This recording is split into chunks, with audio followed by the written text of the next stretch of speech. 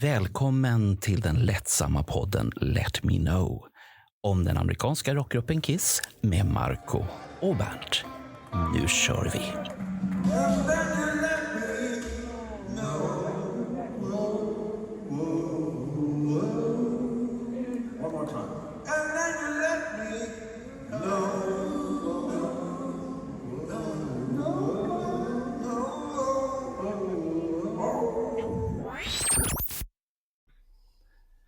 Hallå och återigen välkomna till den här lilla trivsamma podden som heter Let Me Know, som ni har hört nu i, jag tror det är 3 år.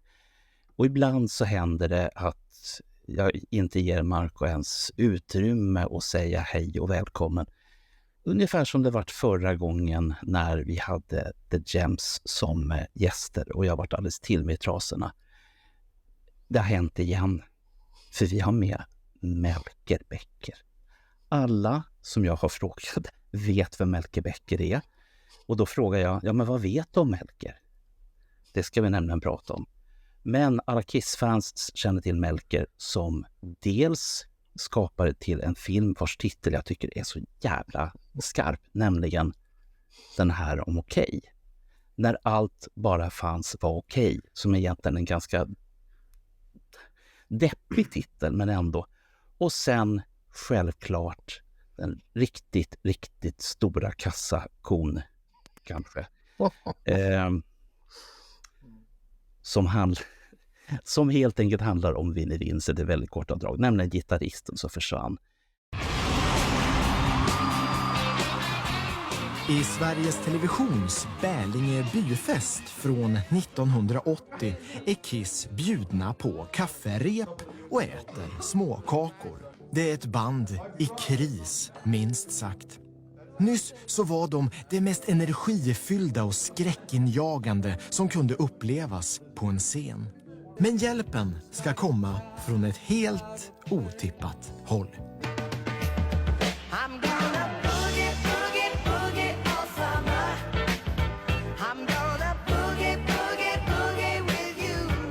Den här glade killen ska rädda Kiss. Vincent John Cusano. Han är stjärnskottet som under artistnamnet Vinnie Vincent eller The Wiz ska få bandet på fötter igen.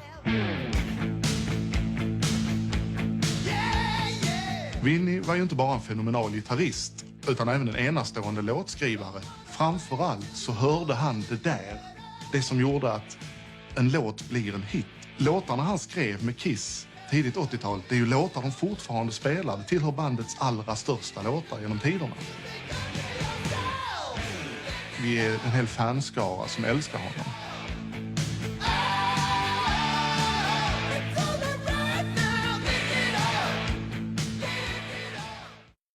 Melker och även Marco, förlåt Marco. Ja, det är ingen fara, du är startstrax som vanligt. Så Ja.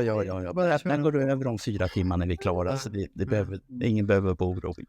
Melker, du och Kiss och Hattvig och Okej och Vinnie Vincent. Det finns så mycket Kiss-referenser här, så tack för att du har tagit dig tid, för vi har velat ha med dig jättelänge. Och så bara utan en slump springa på dig och så bara säger du ja. Men med en sån här positiv tacksamhet. Är du positivitetens mästare själv? Är du en sån här wow? Ja. 1, fan vad fint. Och 2, stort tack för att man får ens överhuvudtaget vara med i ett så här Kiss Army-sammanhang. Det är ju jävligt mäktigt, det måste man ju ändå säga. Så är det någonstans man ska vara med så är det ju så här, tycker jag. Och positiv, ja, så gott det går, tror jag ändå. Annars skulle man inte kunna orka hålla på med det här som jag gör då, tror jag. Ja. Får jag fråga då, Liv, när du dig på att göra film helt, är det som du gör dokumentärer och så? Ja, man kan säga så här, jag är även någon form av medieentreprenör då, kanske man kan säga, och gör egentligen tillsammans med mina kollegor på ett produktionsbolag, så är vi alltid från poddar och böcker till tv-serier och till finkultur då, som till exempel för SVT och den här Kiss-filmen till exempel. Så att det är hela spektrat, skulle jag säga.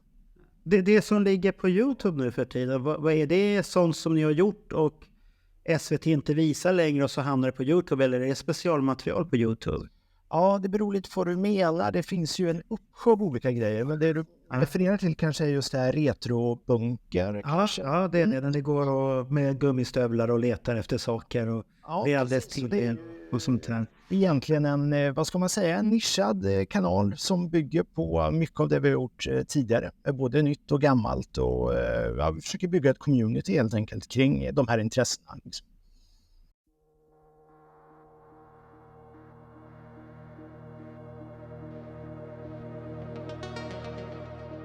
Och mina vänner, idag så ska vi tillsammans åka till ett himmelrike.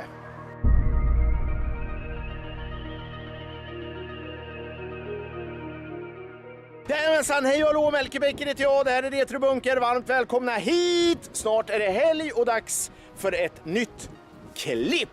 Och den här gången så ska vi titta på något helt unikt. Är ni norröver så går det inte att missa det här oerhört charmiga museet. Det får ni inte göra. Gillar ni militärfordon så kommer det här bli som ett mecka för er. Det kommer slänga er ner, ni kommer ligga och rulla runt i extas. Så fint är det. Stort tack alla ni som följer oss, och se till att fler prenumererar på kanalen. Så får det bli, så nu tar vi en exklusiv liten fin tur här uppe. Okej, ja, för jag har ju en hobbybutik och vi säljer ju militaria böcker och sånt här. Och så att de flesta kunder vet, som jag har i butiken, de vet precis vem du är. Men då är du inte känd för Vinnie Vincent eller Okej. Då är du känd bara för de här bunkrarna, dolda, luktar illa, mycket vatten och spännande. Och det kan de prata om när det har gått. Nu har det kommit ett nytt avsnitt och de blir alldeles till. Så de är bra gjorda, måste jag säga. Det blir intressant att se om man har ett sånt intresse. Ja, men det där är roligt att du säger det, för det är lite märkligt är att man inte kan ha två tankar riktigt i huvudet samtidigt. Du vet så här, när vi kommer fram på, eller jag och min kollega Mattias då, vi gör ju jättemycket grejer ihop. Vi jobbar ju på Sweden Rock och där träffar man ju väldigt många människor. Så då är det ju många som kommer säga, men du, fan vad du är lik, är det din brorsa som håller på med de här militärfordonen och bunkrarna? Eller vem går det? Och bara, ja fast du vet, det är jag också. Nej, det är det inte, du är hårdrockare. Man bara, ja fast det går. Och kombinera. Liksom. Ja, för att vart ni kända för den här, för du kan tänka produktionsmässigt, så gjorde ni ju en hårdrocksserie för SVT som var lite, var det olika genrer som ni hade som var en liten kopia på den här så kandensen gjorde, fast han gick ju gröta ner sig alldeles för mycket, om du vet om det jag tänker på. Han gjorde en så här olika serier vad hårdrock kan vara. Det har varit lite för mycket olika kategorier tyckte jag. Ni gjorde det lite mer i större, har jag för större block. Ja, jag skulle säga att det var så långt ifrån han som möjligt faktiskt. Han är ju svinbra. Jag tycker det var inget fel med det. Nej. Men vi ville ju göra en grej. Vi började på radio redan på Sveriges Radio på P3. Det är ju över 20 år sedan. Och då var ju musikjournalistik någonting som var ganska kreddigt att hålla på med. Man skulle tycka och tänka speciellt, och man fick liksom inte bara så här, gilla musiken på något sätt. Och där bröt vi det, tyckte jag, helt och hållet, och sa bara, fy fan vad vi gillar metal. Nu ska vi bara spela sånt som vi älskar. Helvete vad gott. Fram med chipsen, fram med ölen, nu ska det här börjas. Gud vad härligt det här är. Och sen noll kritiska frågor eller noll analys överhuvudtaget. Så bara, fan vad metal. Typ så. Och det var just då för tiden helt nytt, skulle jag säga. Idag är det ju supervanligt med alla som sitter på YouTube och kör sådär, men då fan hade ingen gjort det. Då var det Per Sinding Larsen som också är jättebra och duktig, men han gör det inte på det sättet. Så att vi försökte skapa ett nytt sätt att förhålla oss till musik. Så skulle man kunna säga. Jag satt och tänkte här nästan att det var ju lite som att ta Beavis and Butthead från MTV och stoppa 2 stycken. Den ena var lite mer chansad, och din kollega då, vad hette han? Mattias Lindeblad. Mattias, han var den som var väldigt till sig alltid, över allting, och du var lite så här, ja det är bra det här. Så att det var väldigt roligt många gånger att titta, för man visste att han var alltid exalterad över vad han än hörde, så att det tyckte jag var häftigt. Och ni gjorde väl, det var en bra serie tycker jag, det var roligt att se. Så. Det finns mycket man skulle kunna ha gjort annorlunda, men så är det ju alltid. Men det var kul, och den gjorde ju ändå lite avtryck ändå, så det är roligt. Ja. En påminnelse om micken. Ja, har jag droppat ner den här? Ja, du har droppat. Ja. Du har varit lite starstruck utav Bernts presentation. Där. Exakt, jag tappar mig helt och hållet. Ja. Ska vi titta lite grann på... För efter den här serien, var det då som ni fick feeling och skulle göra Okej-filmen? Eller har jag missat någonting däremellan? Nej, men det är ungefär rätt skulle jag säga. Att vi gör det här på SR och sen så får den en fortsättning på Sveriges Television. Så det blir en SVT-serie. Och i den där vevan så har jag börjat jobba på just SVT och börjat förstå hur man säljer in format och hitta på grejer och sådär. Och det var väl egentligen därefter någonstans, då kommer jag inte ihåg exakt år här nu, men vi hade väl blivit lite varma i kläderna när vi föreslog att vi skulle göra en film om just tidningen Okej då. På 80-talet var det mycket som var okej. Naket till exempel. Tuttar i tv, tuttar på bio. Man klippte bort våldet men tuttarna fick vara kvar. Vi hade ju inga problem med att visa upp tuttarna på Samantha Fox till exempel. And I remember opening it and going, oh my god. 80-talet var väldigt sexfixerat. Och det kunde väl bara hända på 80-talet. Poptidningen som gjorde ett stort avtryck. Okej i K-special. Fredag i 2:an. Den kommer jag få när den gick. Vilka var ni hade med i den? Fick ni med alla som hade varit kända och var med i Okej i den intervjun? För det var så länge sedan jag såg det. Ja, men den blev ju egentligen som en, vad ska man säga, som en biopic egentligen över tidningen och de som arbetade med den liksom. Och huvudpersonen var Jörgen Holmstedt som ni säkert, han har väl varit med, va? Har han inte det? Inte men Jörgen. Ditt Han är ju superhärlig. är draget. Ja, det är bra det. Det är härligt. Ja. Det måste ni ha. Och sen så Hans då, Hattvig såklart, chefredaktören. Sen var det en uppsjö av andra människor också. Ifrån Alice Cooper till Lili och Susie. Typ. Var Anders Tegnell med i den dokumentären? Ja då, jajamensan. Han var med. Ja. Men han fick inte så mycket plats som han brukar få, jag för mig. För att han brukar ju kunna ta plats i de här sammanhangen. Han kan ju allt och då släpper han ju inte mikrofonen eller kameran överhuvudtaget. Så att... Han är bra på att prata och göra med den äran. Men, nej, men det var nog, vi försökte göra en bra och jämn och fördelning. Och Jörgens historia kanske var på sätt och vis mer spännande eftersom att den inte var berättad. Liksom, egentligen. Ja, för att vi hade ju... Ja, vi hade ju Jörgen Holmstedt och Hartvig med på första Kissing Time 2015. Och det kan jag säga, det var riktigt bra för de kompletterade varandra otroligt bra. För Jörgen Holmstedt visste ju precis vad Hartvig gillar. Så han drog ju fram den ena storyn efter den andra. Så publiken hade väldigt kul åt det. De bjöd på den. Och de hade kunnat nog få ännu mer tid tycker jag. För det var riktigt bra som de gjorde. Så att, väldigt härlig berättare. Det är inga planer på att filmatisera Hattviks båda mega-biografier. De här som är så tjocka som en kan du slå ihjäl folk med, men han gjorde ju 2 till hela livet. Hittar du någon med den vidden på påse pengar så är jag ju inte främmande för någonting kan man säga. Jag är billig på det sättet. Ja. Nej, för att det är en sån här grej som jag kommer tillbaka till. Jag menar, jag hängde ju som 12-åring då, precis när ABBA hade slagit igenom, så sprang jag upp där på Tiffany och sa: titta, ABBA-singlar, ni måste skriva om ABBA, ni måste skriva om ABBA. Ja, men självklart de skulle göra det.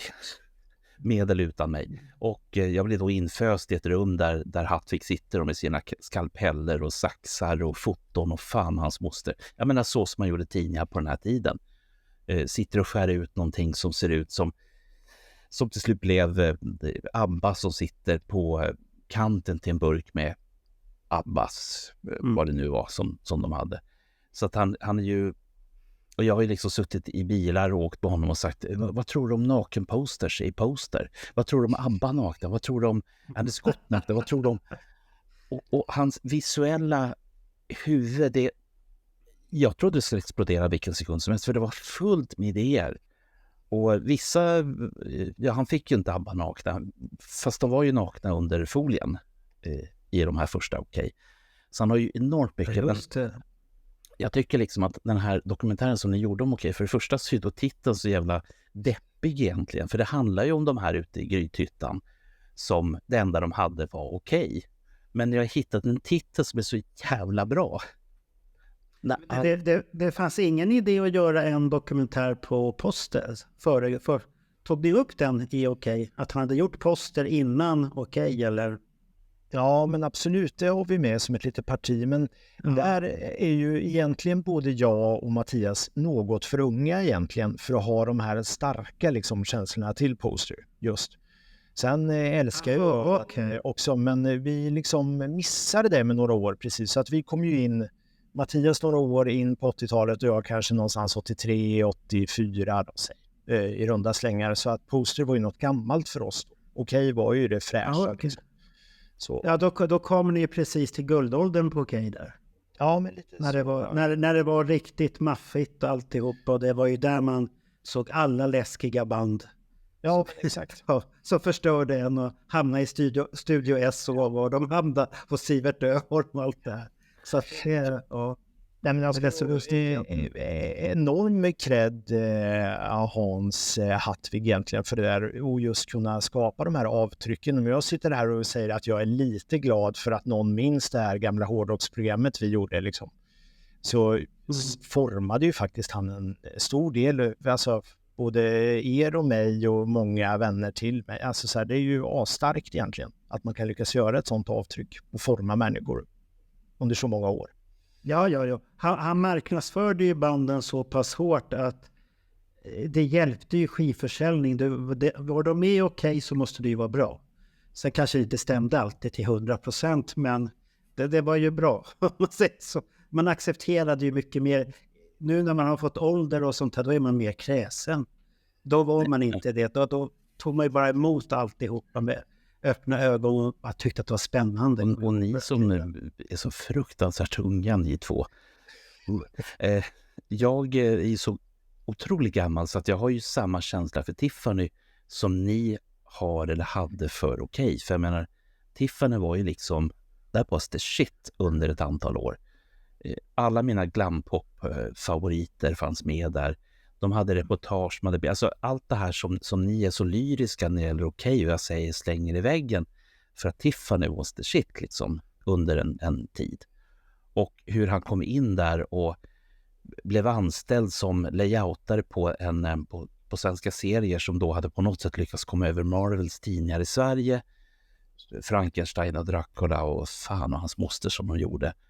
Och samtidigt så hade de en liten obskyr flicktidning med flicknoveller och flickserier. Och så kommer Hattvig där och liksom bara smyger in musiken så här, tut. Och rätt vad det är så går Tiffany från att vara en tjejtidning, typ en kombo mellan Starlet och Mitt livs novell, till att vara den hetaste poptidningen since ever. Klistermärken på utsidan, 71 affischer inuti. Ja, men precis det här som jag pratade med Hattvig. Det är liksom bara, det är fullt med idéer och det ska bara in i den där. Eller som chefredaktören Gunnar Ingman sa, att ibland så får man ta fram knölpåken och drämma till hårt. Finns det någonting utav de här tidiga verken att titta på något öppet arkiv eller är de dolda nu så att man kan inte se dem? Ja, men de kommer lite då ploppar de upp på YouTube då framförallt, så man vet aldrig riktigt. Men det är ju så här, mitt yrke består ju en stor del av att bara klira rättigheter. Det är egentligen typ det absolut tråkigaste. Jag skulle hellre slå med en hammare på tårna än att hålla på med det. Men det är sånt jävla måste, och det är det som fuckar upp precis allting när det kommer till de här att det inte kan ligga ute liksom. Så är det.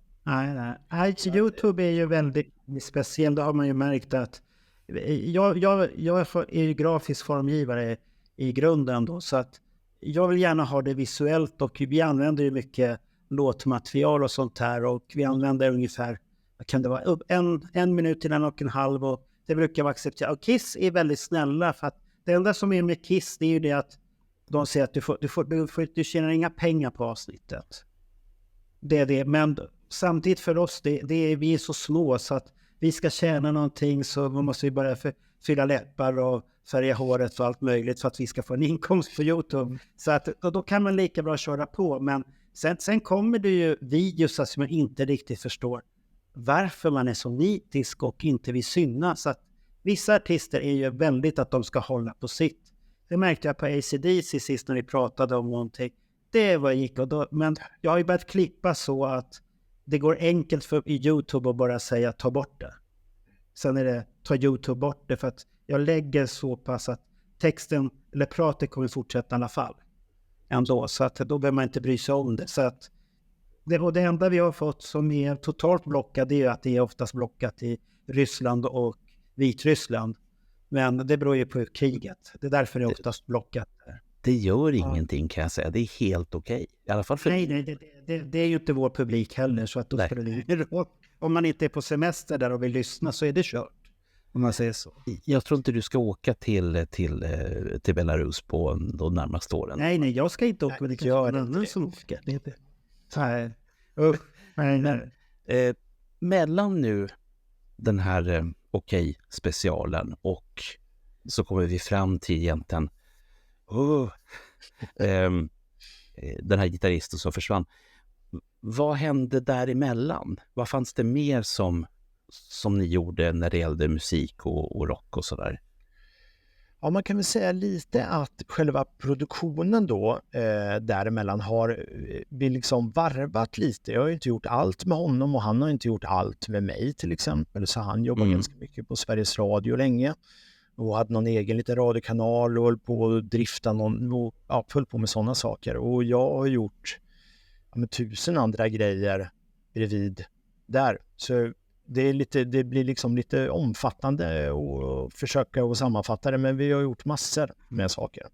Främst kanske böckerna då, om vi ska peka på någonting som vi verkligen gjorde ihop, så skrev vi 2 böcker som handlar om hårdrock och lite om upplevelserna bakom alla inspelningar som hade gjort tidigare.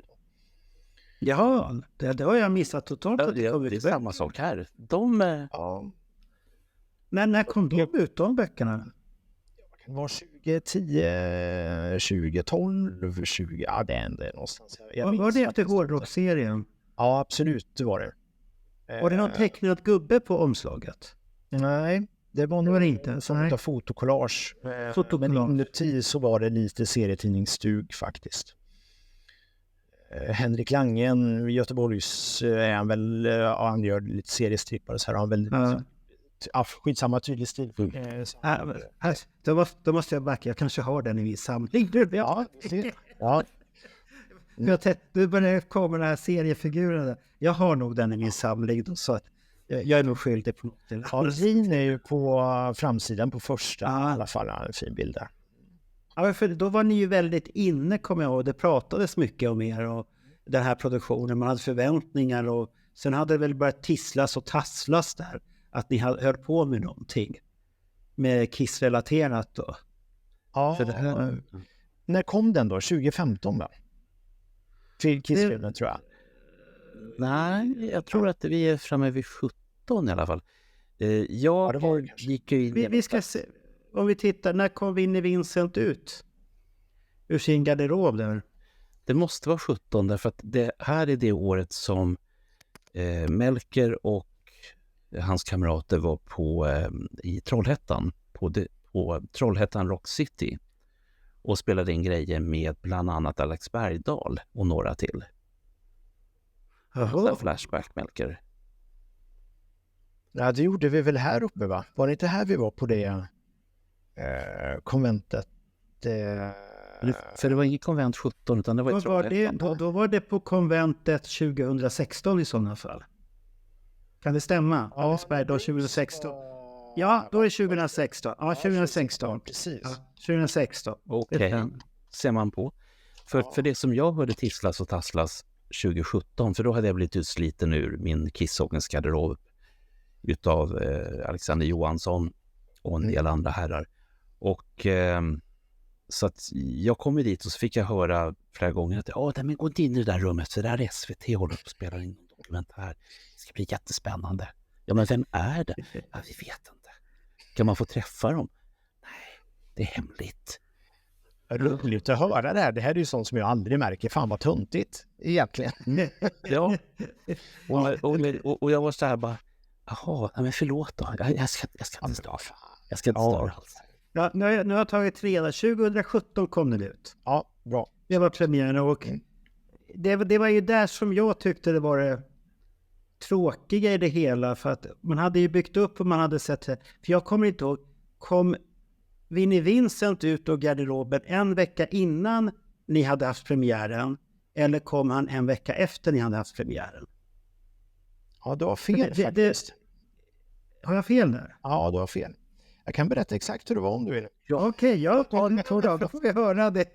Här, Marco. Låt Melke få berätta historien från allra första början. Jag vill veta varenda liten detalj. Ja, du ska berätta det. Berätta. Du, så här då. men Bernt, snälla börja. Där. Ja, men Bernt sågs där. Så började jag fundera fan lite, du vet. Oftast blir det så här, i alla fall när jag och mina kollegor jobbar så lägger vi sakerna bakom oss jävligt snabbt skulle jag säga.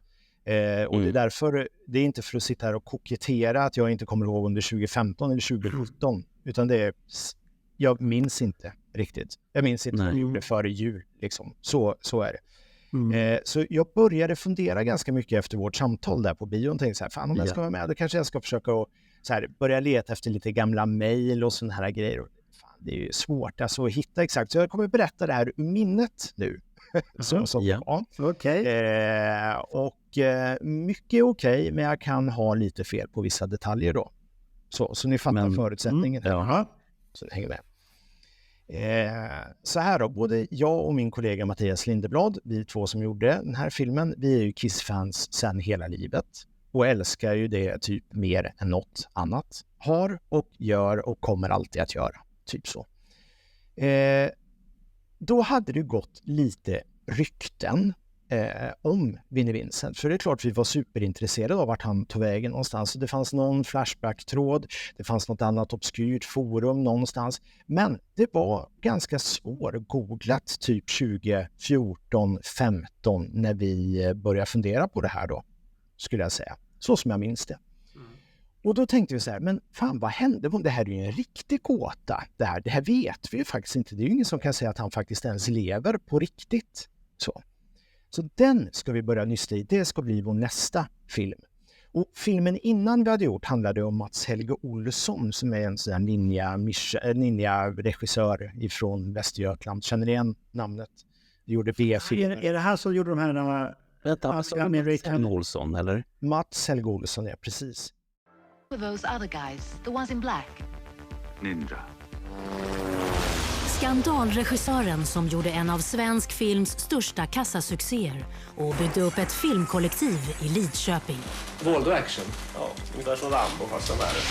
Det är en film som kommer ha ett väldigt tempo, en väldigt fart, modern musik. Han var för stor för Sverige på den tiden.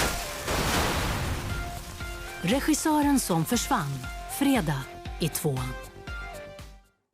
Han är ju en ikon, skulle jag vilja säga. Ja, men är det de här American Ninja eller vad de hette, något sånt där? Är det de filmerna? Nej, Ninja Mission. Nej, det är inte den största filmen. Fan, okay. Ja, men det kanske heter Ninja Mission. Okay. Och Sverige till svenskarna. Inte att förglömma. Den största filmen någonsin.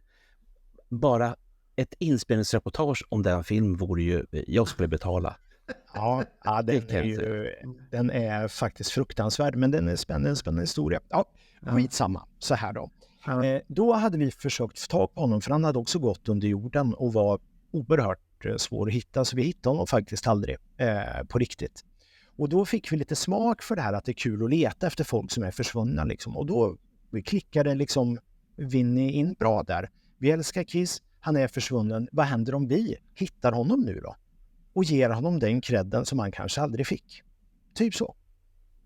Aha. Och så började det här arbetet då med att försöka lokalisera honom och samtidigt börja bygga upp historien om bandet. Hur de kom till och deras problem och hur de växte och det svängde både hit och dit. Och, med och motgång då kan man säga, samtidigt som den här Vinnie Vincent-grejen blev som en röd tråd genom hela då. Så där var själva förutsättningarna och början på det här. Okej. Är det frågor? Och sen börjar ju själva jakten. Nej, inga frågor ännu. Det var bara jag som fick frågor, men varsågod och fortsätt, Melker. Jag är alldeles... över att få höra den här historien. Äntligen! Ja, vi hoppas att ni tycker det är kul då. Får vi se. Men då är det här med budget. Budgetfrågan är ju alltid besvärlig när man ska göra såna här grejer. För det finns ju aldrig pengar till någonting. Och det är inte riktigt så att man kan gå till Sveriges Television i det här fallet och säga fan, kan ni skjuta till 300-400 000 så vi kan åka iväg till USA och leta efter honom med ett stort kamerateam. Så funkar det inte.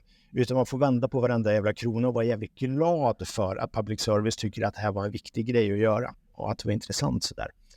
Så då tänkte vi bara, hur ska vi få tag på honom då? Vad är den senaste ledtråden vi kan hitta på forum? Ja, men någon säger Nashville. Någon säger något ställe precis utanför Nashville. Och någon säger något ställe som ligger där dessutom, liksom en liten bit ifrån Nashville. Ja, men någonstans där borde han ju finnas. Så då kollade vi lite i olika Kiss-grupper och så där i USA, och det var ingen som riktigt visste vart han var, att han hade gått under jorden. Han ville inte bli förknippad med Kiss överhuvudtaget. Han var liksom, mådde inte bra utav det. Och det här är superviktigt nu, det jag säger där, att han mådde inte bra utav det. Och då tänkte vi, fan, hur ska vi då kunna spendera de här Sveriges befolkningslicenspengar på bästa möjliga sätt? Jo, vi hyr en privatdetektiv. Okay. Ja. Och så lätt skulle jag säga att det var.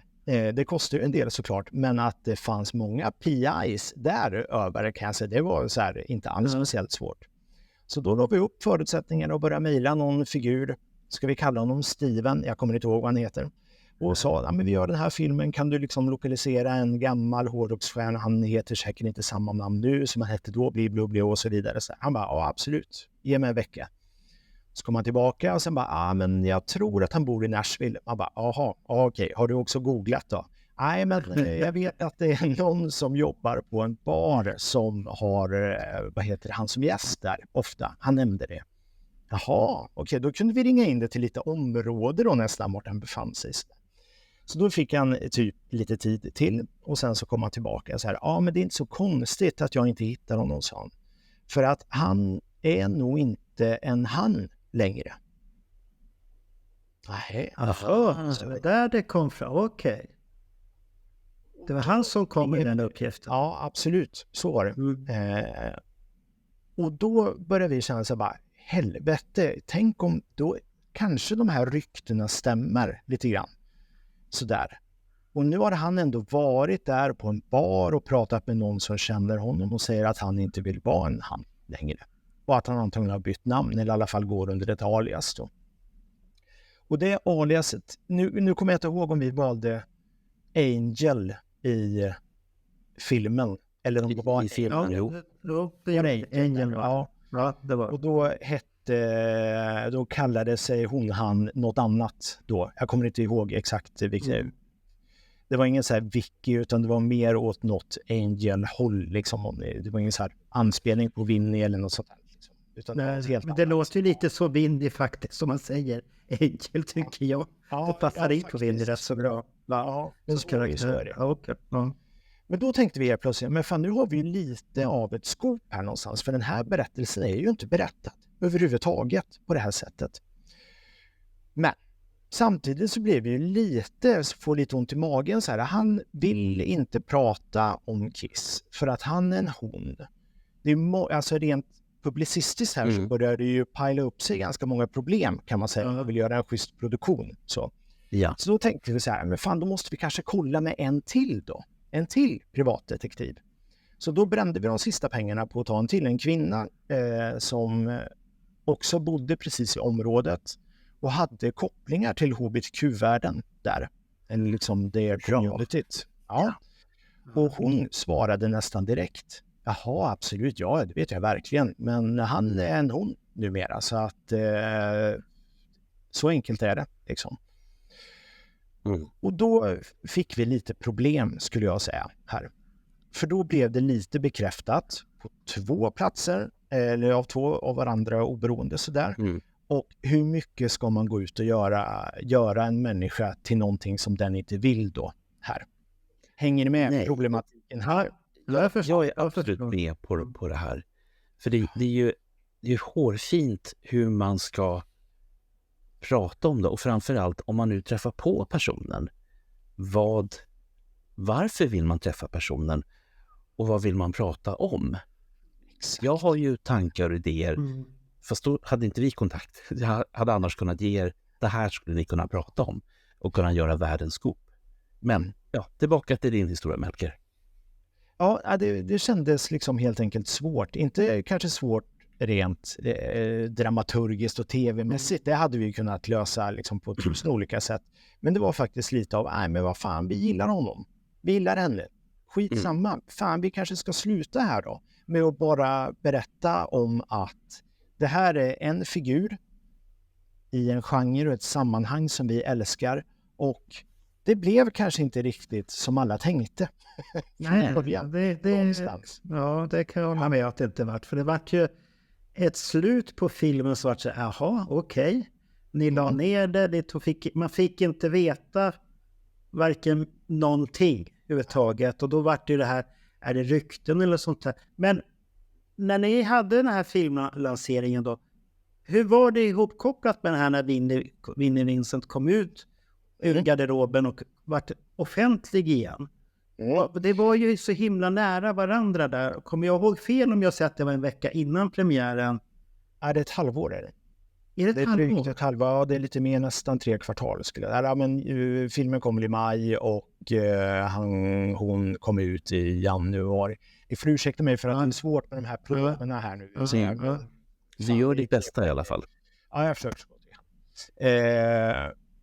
Och då ska jag säga att den perioden, den jävla hösten var faktiskt bland det jobbigaste både jag och Mattias var med om rent professionellt.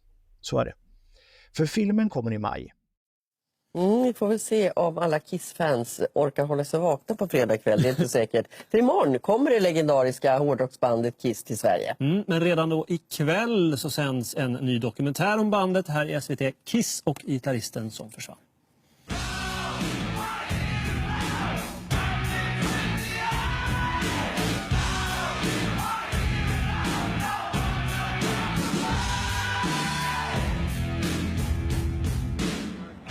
Kiss är musikens svar på Star Wars. Bandet har fortfarande, efter alla dessa år, musikindustrins mest trogna fans. De har allt. Jag har en tatuering på armen. Det är den stora grejen i mitt liv. De går liksom all in. Det är ju mer än musik, det är ju en livsstil. De levererar alltid bra musik. För mig kommer aldrig försvinna. Här är dina fans och vi har 2 stycken här i studion och dokumentärfilmarna också, Melker Becker och Mattias Lindeblad. Välkomna hit. Tack så jättemycket. De har hållit på i 45 år nästan. Ja. Vad är det som gör att de bara fortsätter att fascinera? Ja, men det är ju magin runt omkring dem. Liksom, det lever kvar där arvet från när de dök upp och ingen visste vilka de var. De var ju liksom nästan först med det. Och så sminkningen att det var som seriefigurer. Ja, men hur mycket betyder den? Jo, men man visste ju att det var ju världens bästa band innan man hade hört en enda ton. Och så är det ju fortfarande säkert för de som hittar bandet idag. Det är lockande med de här maskerna. Och det är nya fans som hittar bandet idag? Ja, jösses. Det är ju 3 generationer. Jag ska gå med mina barn liksom på Göteborg då nästa vecka. Men själva bandet har ju också genomgått generationsväxling kan man säga. Liksom. Det är medlemmar som har kommit och gått och det handlar om er film och mycket. Men när och med vilka var Kiss som bäst, skulle jag säga? Ja, man kan inte komma ifrån att det tidigare första med originalmedlemmarna Ace och Peter och Gene och Paul där, det var fantastiskt häftigt. Det var de som startade och gjorde allting tillsammans. Men sen så liksom, finns ju värden i allt tycker jag. Jag älskar också den osminkade eran när de var tvungna att slåss mot andra band på lika villkor. Varför sminkade de av sig? Det var en identitetskris där kan man säga. Att de kände att det höll inte längre. När det var som allra mest bombastiskt. Det var bomber och granater och stora shower och så kommer punken och andra stilar. Bara, vad ska vi göra? Vi måste anpassa oss. Det håller inte längre liksom. Men nu när ni har filmat så handlar det faktiskt, alltså det är fokus väldigt mycket på de som av en eller annan anledning har lämnat bandet. Varför det? Men vi är väldigt fascinerade av den här underhållningsindustrins bondeoffer. Så, det är en snygg tagline. Ja, verkligen. Men alltså de här som inte riktigt står längst fram hela tiden, de som står lite vid sidan av. Vad händer med dem? Vad är deras drivkraft? Vad är deras öde? Det var ju där någonstans det började. Och sen är ju det här en dröm att få göra det om just bandet som man älskar. Så det är ett väldigt bra exempel då på vad som hände med dem som försvann. Ja, och ni fokuserar ju då på gitarristen. Gitarristen som försvann är ju filmens undertitel. Och då handlar det om Vinnie Vincent som anslöt till bandet i början av 80-talet. Vinnie var ju inte bara en fenomenal gitarrist, utan även en enastående låtskrivare. Framförallt så hörde han det som gjorde att en låt blir en hit. Låtarna han skrev med Kiss tidigt 80-tal, det är ju låtar de fortfarande spelar. Det tillhör bandets allra största låtar genom tiderna.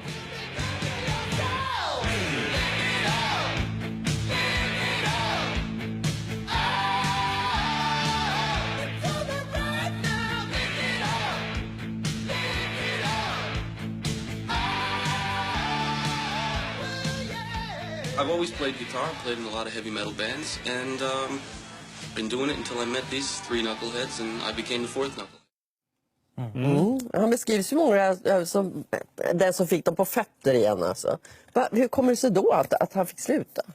Han tog för mycket plats. Alltså, han visste ju sitt värde. Han kom ju med hitsen. Han skrev ju massa låtar på den här comeback-skivan som han gjorde och Lick It Up där. Liksom. Och så ville han ta stor plats. Så ville vara en i gänget som de andra två. Men då har Gene och Paul, de som då driver bandet, de har haft två killar innan som har klantat till det. De har ju liksom sitt företag, det de har drömt om och har byggt upp. Och så har de pajat det och så kommer in en ny kille och känner de, frid och fröjd, vad härligt, den som fungerar. Och så vill han ställa sig längst fram och rocka. Men finn din plats, ställa lite längre bak. Men då fick han till slut sluta och Vinnie Vincent mer eller mindre försvann alltså. Ja, han hade en kort solokarriär kan man säga och så syns han i Sverige någon gång i mitten på 90-talet och sen så är det tyst till en polisanmälan och lite obehagliga saker runt 2010 och sen så har det varit helt tyst. Men hur kan man bara försvinna mer eller mindre i en sån här uppkopplad och... Ja, det är det är makalöst alltså. Det är verkligen någon som inte vill bli funnen kan man ju lugnt säga. Och det finner inte ni i, för ni fortsätter att leta. Ja. Vi vill ju egentligen, vårt mission är egentligen att tacka. Varför försvann du? Vi vill bara hylla dig, vi älskar dig. Du räddade bandet då liksom. Hur är han sedd? Hur är han ihågkommen bland Kiss-fansen? Ja, alltså hur han är ihågkommen bland alla skulle jag säga. Ni satt ju här och sjöng med på Lick It Up. Det är han som har gjort den. Det är liksom ett gemensamt kulturarv. Han har bidragit till ett musikkulturarv. Så att det är ju inte bara en gitarrist i Kiss där utan det här är ju populär historia. Men hur gick jakten då? Ja, alltså vi uppfyllde ju en dröm faktiskt. Vi fick en snilleblixt. Vi ska hyra en privatdetektiv i USA för att leta upp honom. Jajamän. Ni har inte givit upp? Ja, jakten är över faktiskt. Det är den absolut. Men vi anlitar den här för att då liksom gå i hans fotspår och försöka nosa upp. Och det får man vara med på det får man filmen? vara med på i filmen, absolut. Spännande. Men vad kommer ni då fram till? Vi kommer fram till att man som fan, att vi älskar honom, att det är faktiskt ingen rättighet för oss att berätta det för honom. För han kanske inte vill höra det. Så att med någon form av kanske en liten dumstrut och en klump i magen slutar nog den här jakten. Men jag tror att vi ska säga. Nej, men alltså även en stor artist har ju rätt till integritet egentligen. Att få försvinna om man nu vill försvinna. Det där kan ju vara knepigt. Och det här hände ju faktiskt under resans gång ska vi säga. Det är ju inte alla dokumentärfilmer som är dokumentära, men just i det här fallet så kom det här, vi fick reda på exakt hur det var. Och man kan väl säga att man får reda på i filmen att han har gjort ett ganska avgörande livsval. Ja. Och hur stor nyhet kommer det här bli i Kiss-världen när man får titta på detta ikväll? Ja, det kommer nog ge ringar, det tror jag absolut. Men den bästa och finaste ringen som det någonsin kan ge, det är ju ifall vi ikväll eller imorgon får ett litet telefonsamtal från Gene och Paul. Killar, ni har gjort en film om oss. Vad kul, vilken fin hyllning det var. Och så får vi komma upp till deras hotellrum och sitta och titta på den tillsammans med dem. Det vore verkligen underbart. Ja, men det kanske ska ta chansen. Vet man att de kommer tillbaka flera gånger? Alltså, det här är inga ungdomar längre. Nej. Det blir väl inte hur många turnéer som helst till. Det kommer det inte bli. Det är lite höftledsoperationer och sånt där inblandat så att de blir till åren så att säga. Ja. Hur tufft har det varit att stå på scenen i de här kläderna tror ni? Ja, men om man tänker alltså bara driva företaget. Försök att driva ett företag i 45 år och vara på toppen hela tiden. Det är klart att det sliter.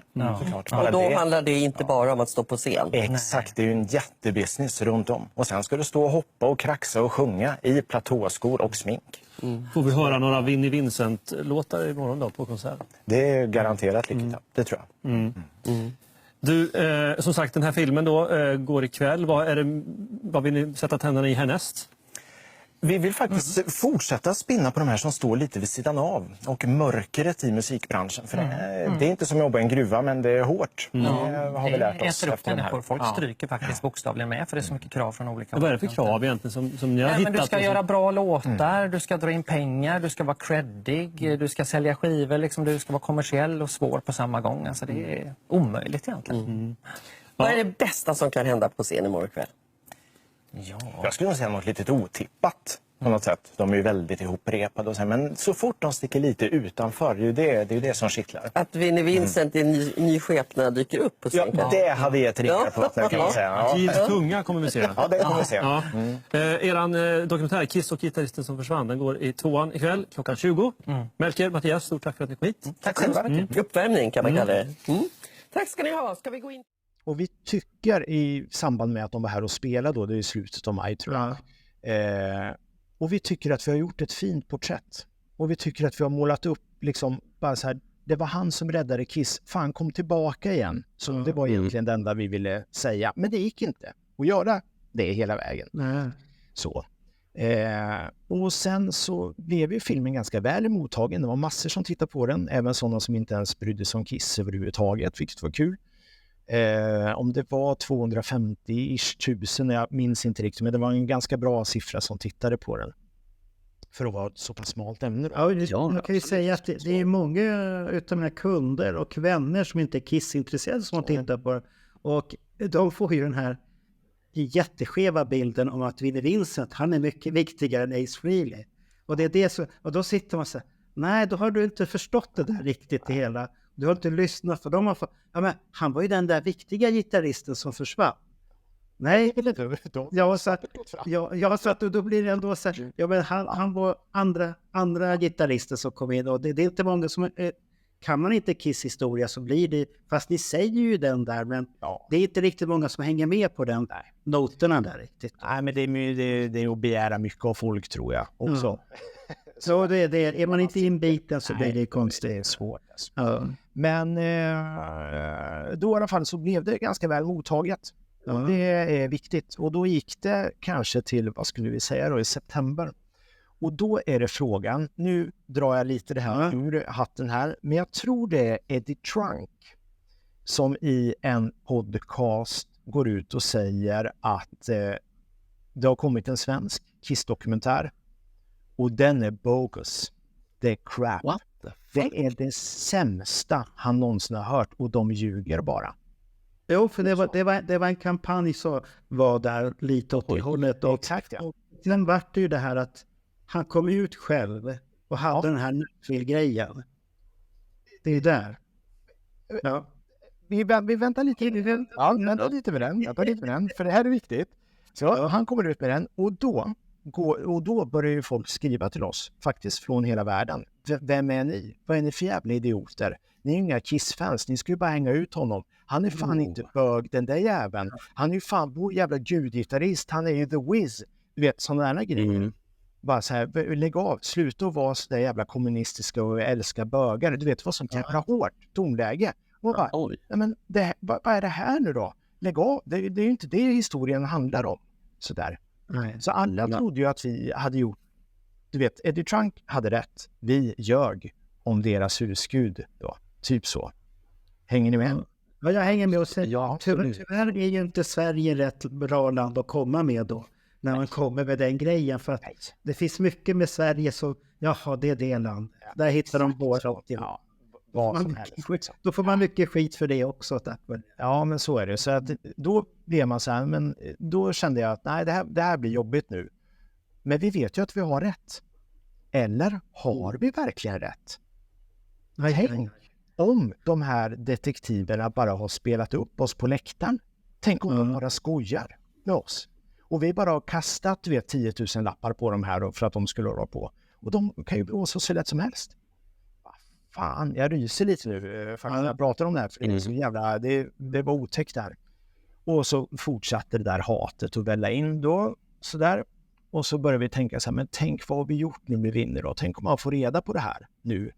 Och hon blir paj. Han blir paj. Vem det nu är liksom. Vad fan, nu har vi sårat. Vi har ju tvärt emot vad vi ville. Så har vi bara gått in och trashat någon. Så här.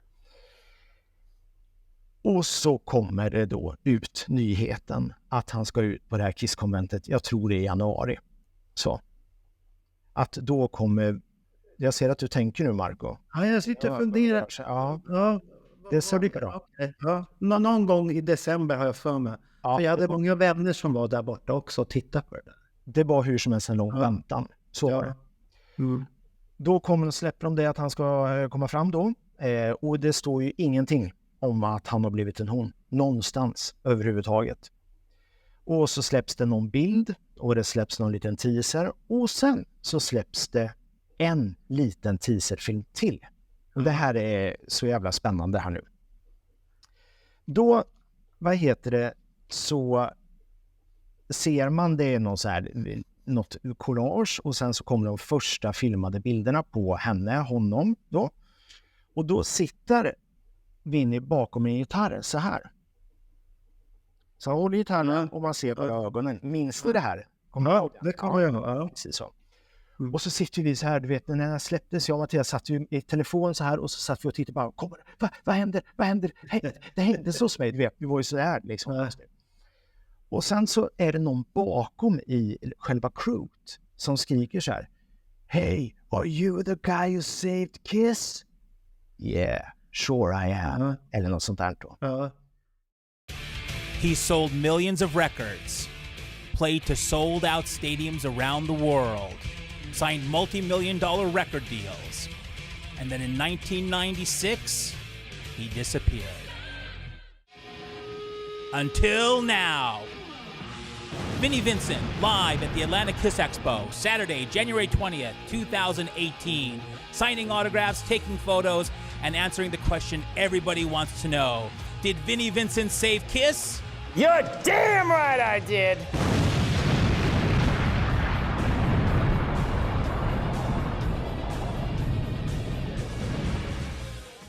Och då tänkte vi så här, är du killen som räddade Kiss?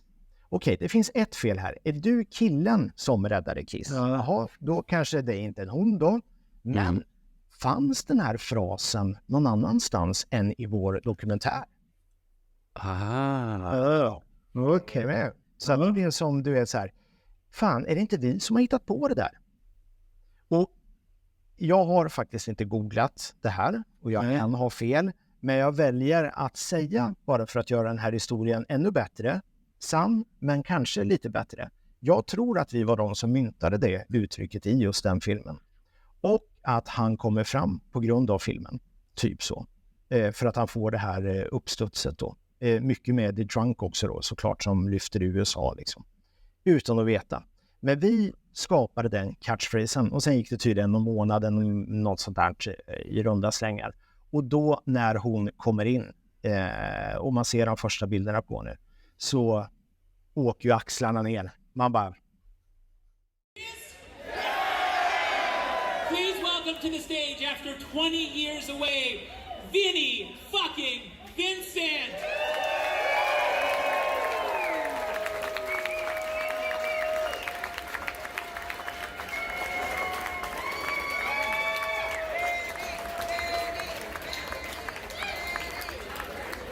He's coming over here, see, I told you!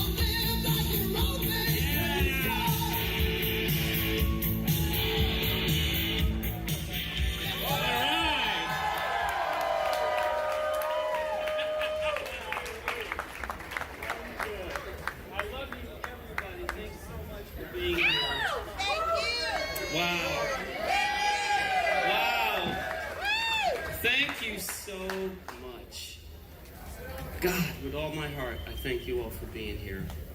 This is, it's good to be alive. It's good to be with you all. And I thank you with all my heart and all my soul for coming and for making me feel so much alive again. And I needed this. This is really wonderful.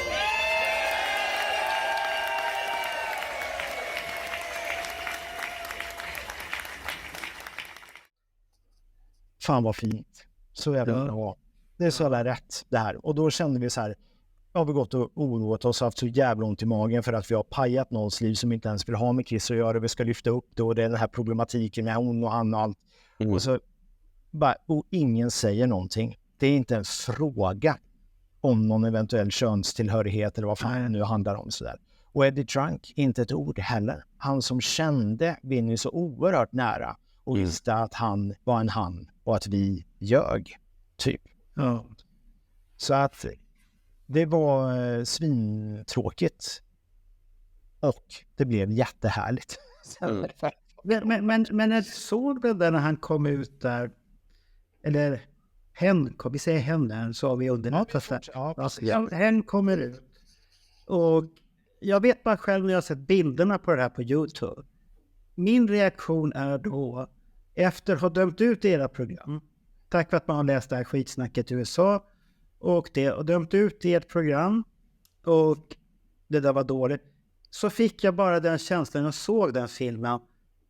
Nej, det där är inte hela sanningen. Det är något som inte stämmer. För jag reagerade på kläderna. Och jag reagerade på kroppsformen också. För att hen får ju vara precis vad den vill. Det är inte det men jag tycker bara synd att man inte kommer ut i sådana fall och bara säger vad man är. För att han var ju en pinsmal kille. Väldigt smal. Och helt plötsligt hade han fått väldigt annorlunda former som jag tyckte. Och han klädde sig inte i en manlig kavaj. Det var mer en så här typisk amerikansk kvinnlig Disney-suit var det. Ja, Disney-suit som alla, och som är fruktansvärt fula. Och de syns ju på flera meters håll att det är en sån. Sen kan man ju vara och väldigt försiktig i sin framtoning också. Väldigt ödmjukt. Det var ju inte någon så här pondus eller så här. Det var väldigt ödmjukt och samtidigt lite rädd, fick jag känsla av att henne var när hon kom upp dit på set. Väldigt lite rädsla. Så att det var då jag började tänka sig, lite upprättelse för den här dokumentären. Den är inte helt ute. Det kan finnas mycket sanning i den. Som det kan finnas mycket. För man vet ju hur amerikaner är. Det är svart eller vitt. Och där är det ju livsfarligt att tycka vissa saker. För då kan du ju hamna i frysen på en gång. Och jag tror att det är väl det Vinnie Vincent är rädd för mycket. För att den har ju fått en anhängarskara som är väldigt, väldigt trogen. Och då kommer att säga någonting sånt, det kan ju störta ner alltihopa. För det är fortfarande inkomster. Ja, absolut, 100%. Och det är klart, som man inte, har du inte syns på flera årtionden så är det klart att du inte går ut och börjar med att säga så här, nu mera så här redneck i gänget som sitter där och hör liksom, det vore ju självmord på flera olika sätt, skulle jag ju säga. Så det är klart att det är så. Jag undrar hur många av de som var där, hur de reagerade egentligen. Hur de tänkte, speciellt de svenskar och norrmän som var där, för de har ju alla sett dokumentären då. För någonstans har det säkert snurrat i bakhuvudet. Det är någonting som, för det gick ju ett snack då. Och då kom ju det här upprättelsesnacket för er då. Nej, det är nog inte helt fel ute. Så att från att bli dissade så vart ni lite hyllade i alla fall. Och lite upplyfta igen. Så att man inte hamnade totalt där nere i det istället. Får jag fånga upp lite grann här när ni pratar om hans sätt att vara på, prata och så vidare. Och då vill jag gå tillbaka till 1983 för att det var precis den människan som jag träffade. Jag träffade en väldigt försynt, timid, rar människa. Och det som jag ser i de filmsnuttar som kommer från det här Nashville-eventet, det var ju en mognare person helt enkelt. Ja, det vet jag för oss. Jag skulle inte hålla med där, Bernt.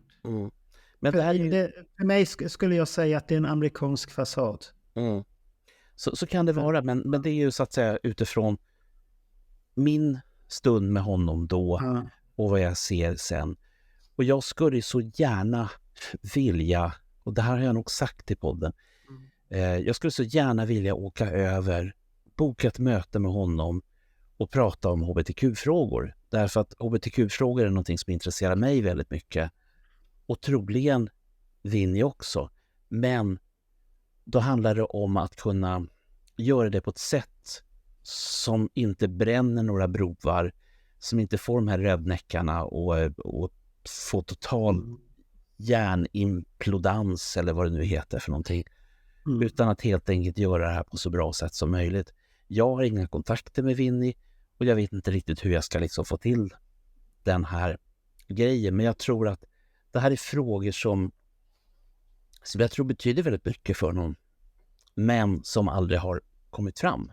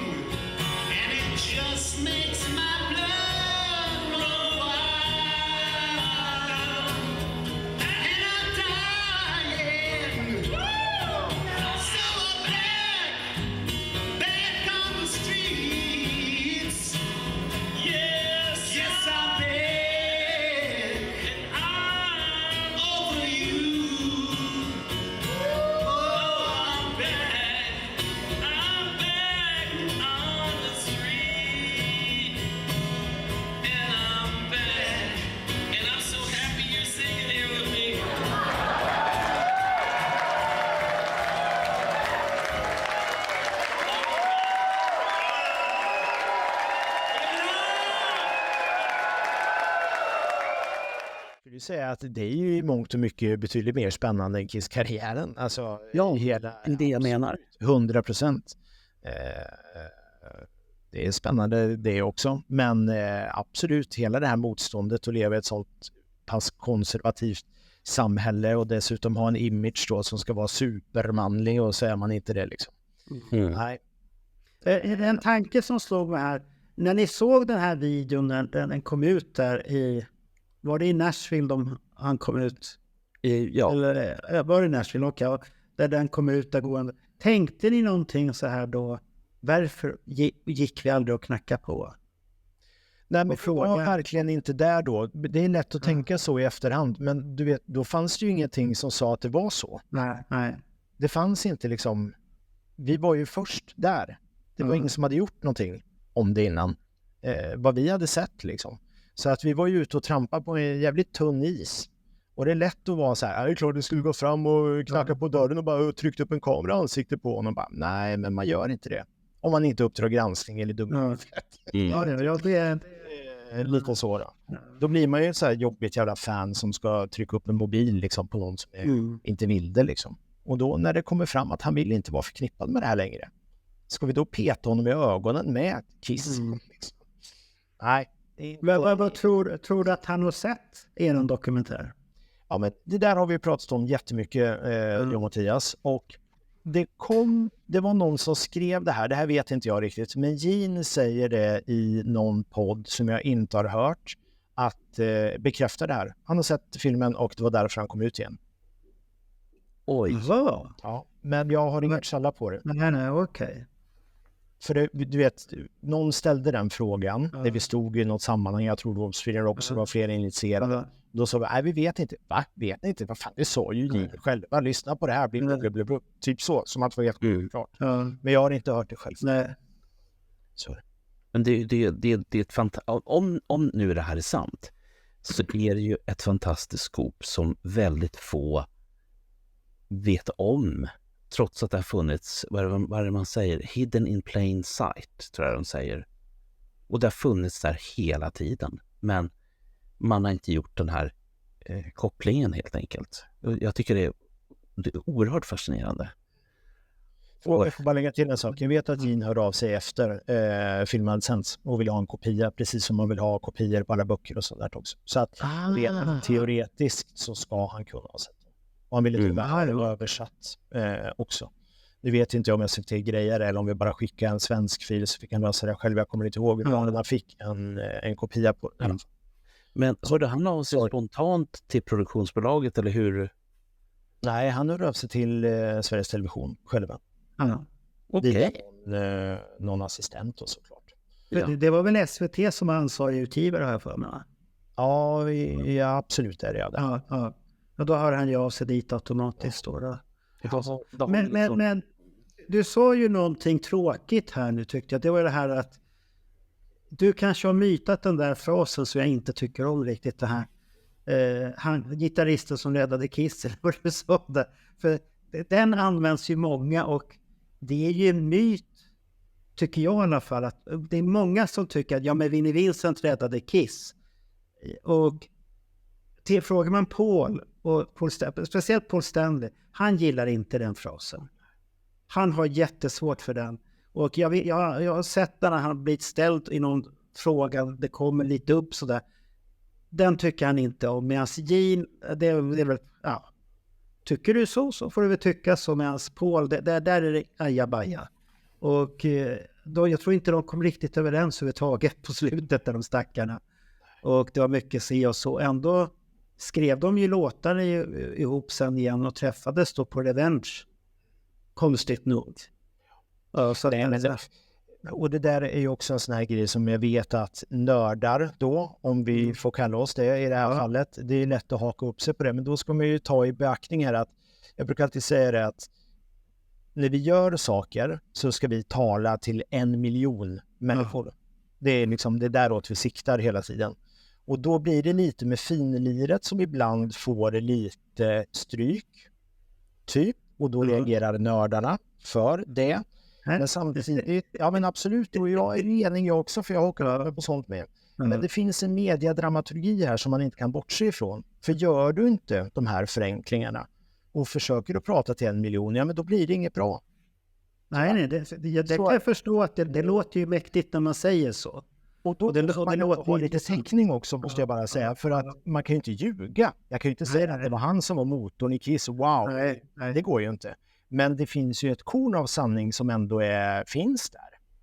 Ja, kornet är ju ett album med Creatures of the Night som kommer här då. Att det är ett helt annat sound och ett helt annat Kiss som växer på det albumet då. Ja, och det blir något helt nytt. Och det tycker jag ändå är att du vet att de får en knuff i rätt riktning. Så att...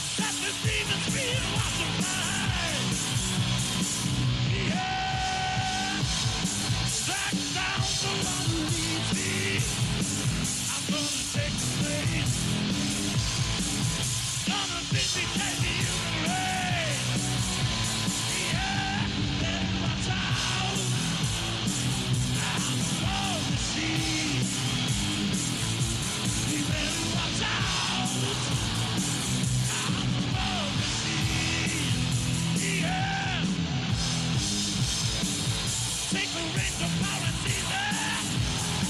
trouble about life.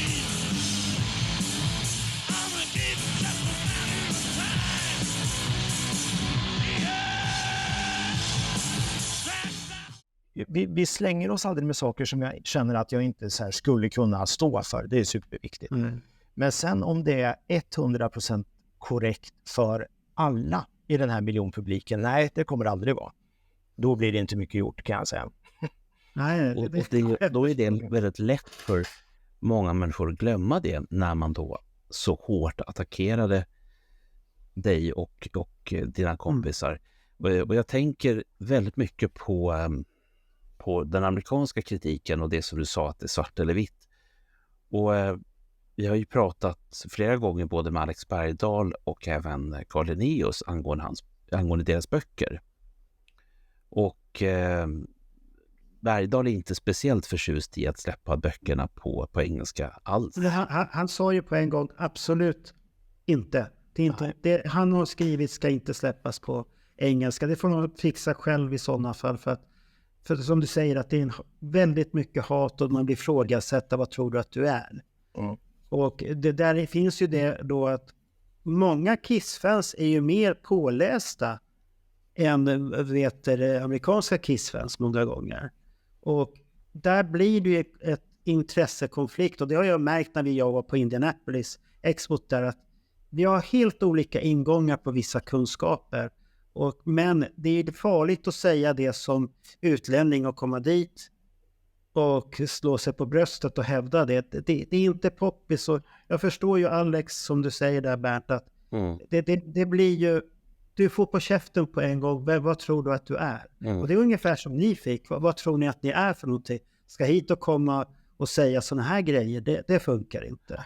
För det sista, och jag menar, Alex Bergdahl är ju otroligt kärleksfull i det som han gör. Han är ju otroligt förtjust i Peter Criss 90-tals grejer som han har fått demos, och han gick så pass långt så att han satte en av de som vi har intervjuat förut här på att helt enkelt göra klar många demos. Han har då köpt rättigheterna till demosarna, fått då den här mannen att producera dem så att de låter bra, och sen har han lagt ut dem gratis på YouTube, och det han fick, det var bara skit från amerikanerna. Och jag förstår Alex så väl. Om det var jag som hade lagt ner det här engagemanget på att kunna bjuda gratis på det här, jag hade blivit så fruktansvärt ledsen, så jag hade väl bara tänkt att skitsamma typ. Vad kom hatet mest ifrån då när ni fick det där? Var det mest USA-hatet kom ut tack vare Eddie Trunk som satte igång det där då?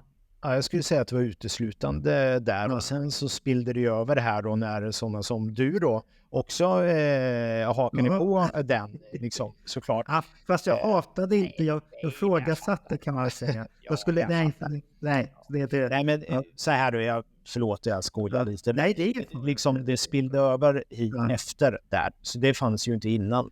Nej. Men alltså det här är ju liksom, så här ska man ju veta. Alex, jag känner ju honom väl, och vi har gjort jättemycket saker ihop och har nya grejer som kommer också som inte släppt än och sådär. Och fan, det är en process alltså, när man gör saker och ting om det man älskar.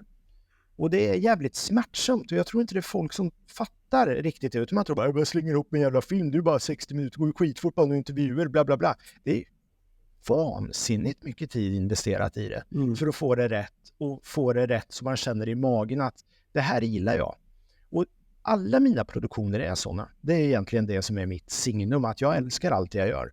Annars hade jag ju jobbat med Paradise Hotel eller något jävla Robinson där det går ut på att hänga ut folk. Förstöra folk. Det är ju superlätt att göra. Det är det enklaste du kan göra. Men att göra det här andra och berätta om Pierre Isaksson till exempel så att folk sitter och gråter, ja, det är fan inte så jävla lätt.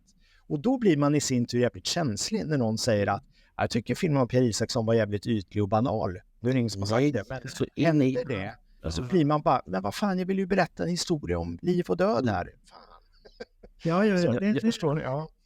Men varför era produktioner där när ni har gjort de här Vinnie Vincent och alla de här hårdrock, hur mycket lämnar ni ut er själva?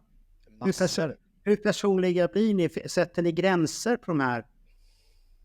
För det kan jag, om jag säger som jag hänvisar till podden, det är väldigt lätt när vi sitter och poddar ibland och då jag märker det, för jag som klipper de här och fixar, att ibland får jag ta bort grejer, för då märker jag så här, nej, varför ska jag vara så här personlig? Eller varför ska Bernt vara så personlig? Då brukar jag ta bort det. För att det tillför ingenting egentligen. Det är bara att samtalet har gått iväg något för långt då. Så att det är farligt när man har så här öppna samtal. Att det är väldigt lätt att man glömmer bort att det finns en publik som ska lyssna på det. Som kan döma dig och allt det här också. Jag skulle säga att jag har nog bränt alla mina broar där. Det finns ju vissa saker som jag inte talar om så mycket, såklart, så är det ju. Men det mesta är ju bränt och ute. Och det här ska man ju säga också på i den här tiden som vi lever i här nu med influencers och sådana grejer, så är det faktiskt det mycket de bygger på, att de är ganska hudlösa egentligen.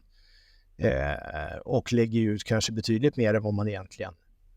Ja, men då är ju resultat av det också. Att många utav dem bränner ju ut sig och det brinner på alla ändar och kanter. Och det är det som är det farliga i det hela. Och sen när man kommer ut på stan så tror folk att man är allmänt gods. Du kan komma fram och bara säga, fy fan vad dålig du är. Och det skulle de ju aldrig göra om man inte har någon connection till personen överhuvudtaget. Och jag skulle aldrig gå och säga klartexten om dålig. Då får man väl inleda. Jag har sett dokumentärer därför kanske inte räcktes med inslag. Men inte ens hänga ut någon, för det är ändå ett jobb man har gjort. Men Pierre Isaksson-dokumentären som jag hade den enormt stora förmånen att få se på stor bioduk, alltså stor. Och jag kan säga att vi som såg den här i salongen, det var ju inte ett öga torrt på sina ställen, utan den var... Jag har tänkt så här, hur svårt kan det vara? Jättesvårt. Det är en otrolig balans att kunna hitta. Jag hade ingen aning om till exempel det här svarta som Pierre Isaksson hade i sig. Jag som köpte skivorna då, när jag var... Nu kommer du säga, Marco, kan jag med fan på att du har alla hans skivor? Ja, det har jag. Och det fanns ju inte ett uns av svarta. Jag menar, tittar du på Country 4-skivor eller på Family 4-skivor eller de 4 som han faktiskt gjorde när han fortfarande levde. Alltså inte ens svärtan. Alltså näsduk upp var det liksom. Sen även den här grejen då när, och ursäkta alla nu som tittar, nu spoilar jag slutet, men han dör. Att liksom få veta långt efteråt. Jag fick ju höra talas om att Pierre då var ombord på Estonia, att han dog, men att det var en ren slump att han var ombord därför att det var sjukdomsfall och hela den biten. Och jag bara tänkte, nej men fy fan. Och så var jag tvungen att ta fram näsduken en gång till. Var han med i det här Family 4, det bandet då? Ja. Där Marie Bergman var med, eller Maria Bergman? Ja. Är det Marie Bergman. Okej. För att jag hörde henne på, jag vet inte om ni har hört den, en väldigt intressant podd med Strage när hon är med. Och där berättar hon ju en ruggig sak när hon skulle sluta i det. Men hon fick mycket hat. Alltså, så det, och jag så tänkte, men det är bara det är ju ingenting farligt. Men det var massvis med hat. Och då blir jag så här, hur kan man hata det? Det är väldigt svårt att förstå egentligen. Men den kan jag rekommendera. Väldigt intressant att lyssna på.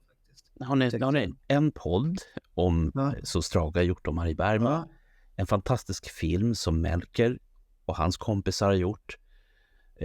Och sen då dessutom en Pierres familj som har varit otroligt generösa och lämnat ut så mycket av sig själva och sitt material. Ja, herrejävlar.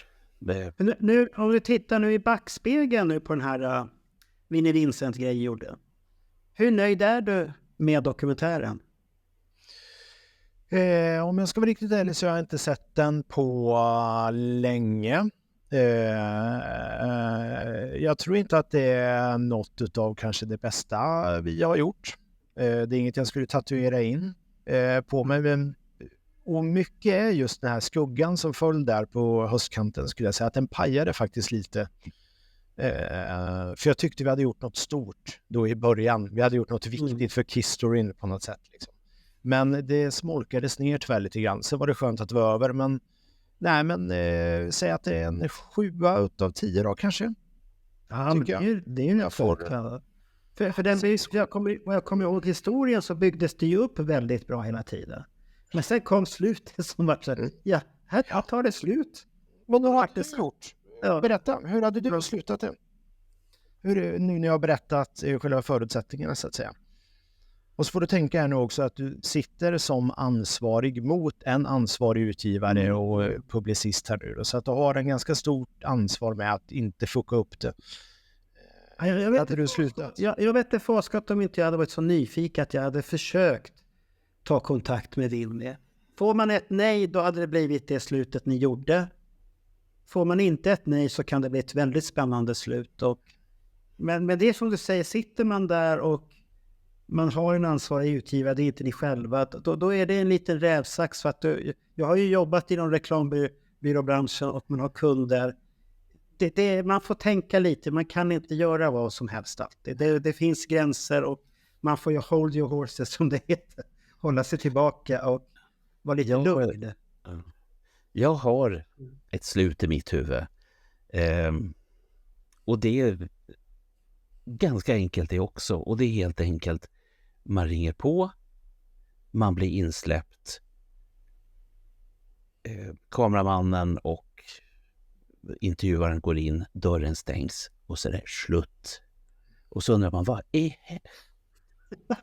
men det vart ju ett sånt slut redan, tycker jag. Ja, men att man hade dragit lite mer på det. Just det här att man hade lyckats få prata med personen, men samtalet var ju av en sån karaktär att det var så privat så att där lämnar vi inte från oss innehållet, utan ni får använda fröken fantasi hela bunten. Så om inte filmen hade varit klar ännu då, och nu är det här bara teoretiskt då, och den inte hade varit klar och vi ser att det börjar komma information att han kommer, och han skulle ha kommit ut där i Nashville, hade ni vågat åka dit och filma? Jag tror att det hade blivit en annan film då, skulle jag säga. Då hade det blivit en annan produktion lite grann. Jag kan säga 2 saker då. 1, så tycker jag ändå att filmens eftermäle så här, när vi ser i backspegeln, är, om vi låter oss vara så pass storska här då, att han faktiskt kom fram. Och det är någonting som, det är ett bättre slut än alla filmslut egentligen som jag kan tänka mig. Det är så här, det finaste slutet, det är att det faktiskt blev på riktigt. Att jag och Mattias mådde dåligt på vägen dit, fuck that. Vi var ändå med och skrev lite history här liksom. Det blev ett bättre slut, typ så. Och sen då så är det här också ett tema, ska man säga. Det sa jag faktiskt inte i början, men ska vi se så jag kommer ihåg det här nu rätt här. Kiss-gitarristen som försvann, Griståget och Pierre Isaksson-filmen, de hänger lite ihop. Och de har som en liten såg ni Griståget? Vet ni vad det är förresten? Vad det var? Jag tror att du kommer få förklara. Jag vet att många vet precis vem du pratar om nu.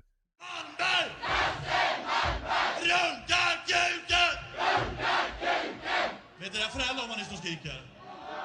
Vet du om det? Finns det några svullna fans här?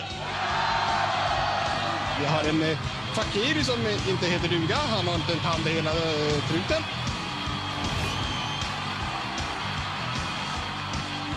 Sen så har vi givetvis en strippa som inte är den blygaste, så att säga. Och så har vi huvudakten, det är givetvis. Jag köpte en majaskiva utan i sig svänger den där.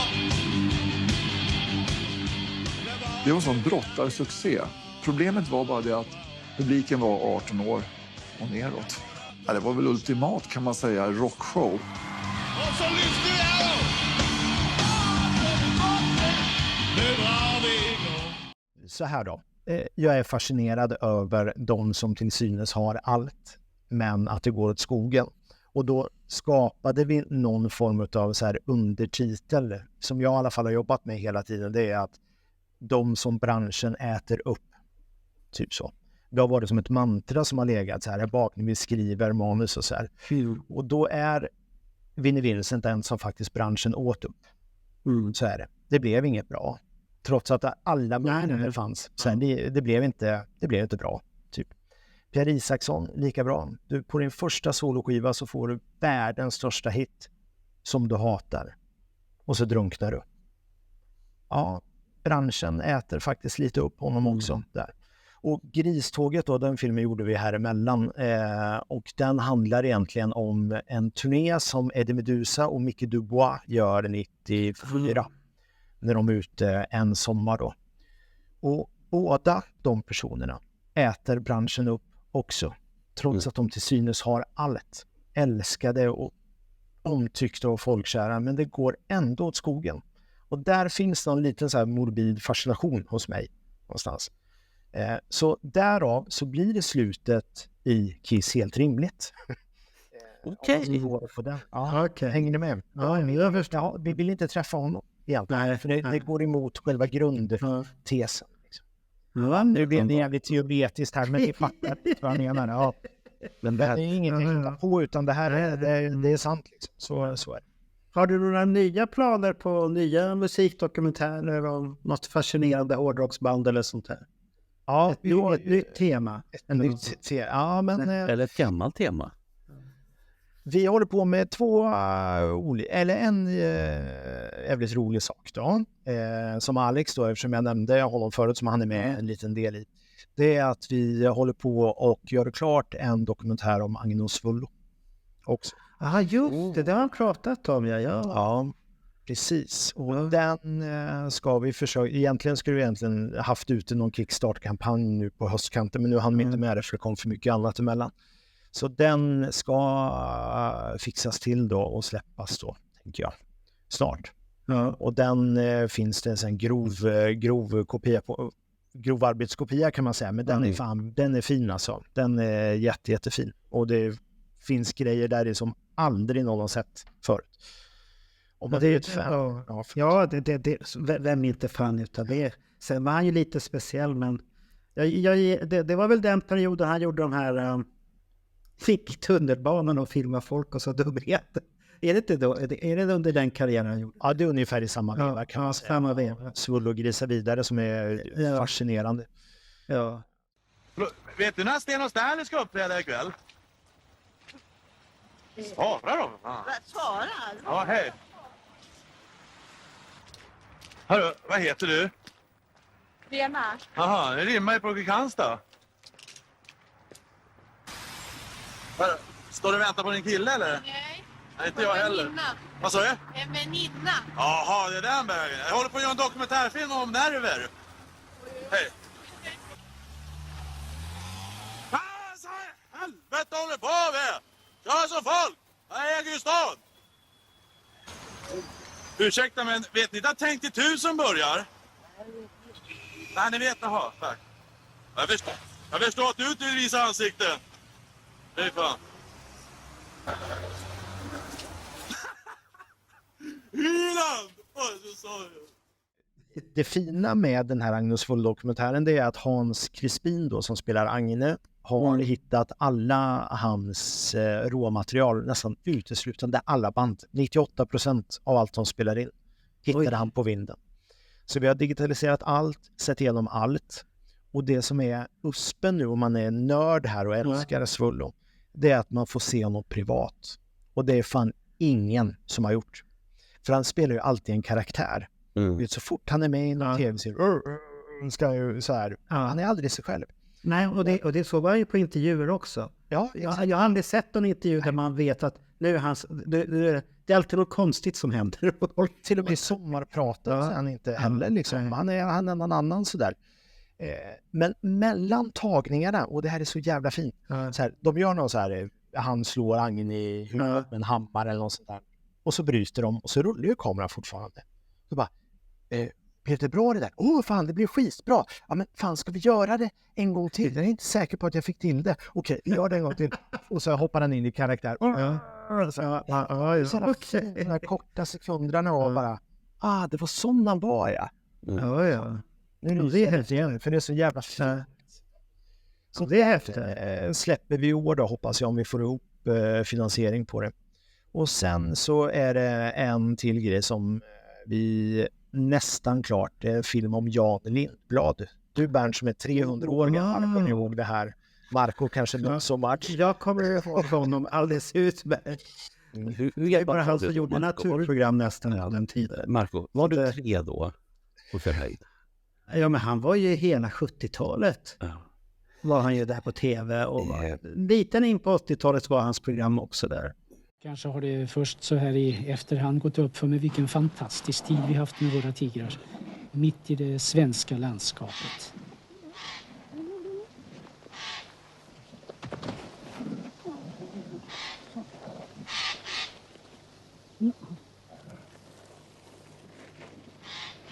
Ingen inhägnad, inget tvång.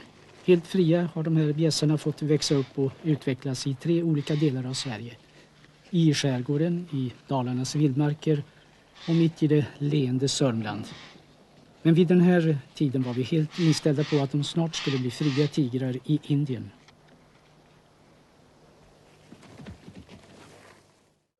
Jag råkade komma några skivor med honom precis som att ni tänkte att det har inte... Han gjort det också? Ja. Herregud. Vill du berätta, Melker? Jag menar, du har ändå gjort filmen här nu. Ja, vi är inte riktigt där än, men det håller på att tippas över här. Vi ska bara ha en liten slant till här så ska det lösa sig. Men han är ju en multitalang. Han föds svårt sjuk och liten och dansar ballett. Får en lite tuff uppväxt kan man säga. Blir sönderbobbad och hittar någon form av revansch i att han ska bli bäst på allting. Så han börjar med akrobatik. Han börjar med jonglering. Han börjar bli en mästare på vissla och härma fåglar. Aha. Han lär sig utöver det då att tala med fåglar och prata med djur.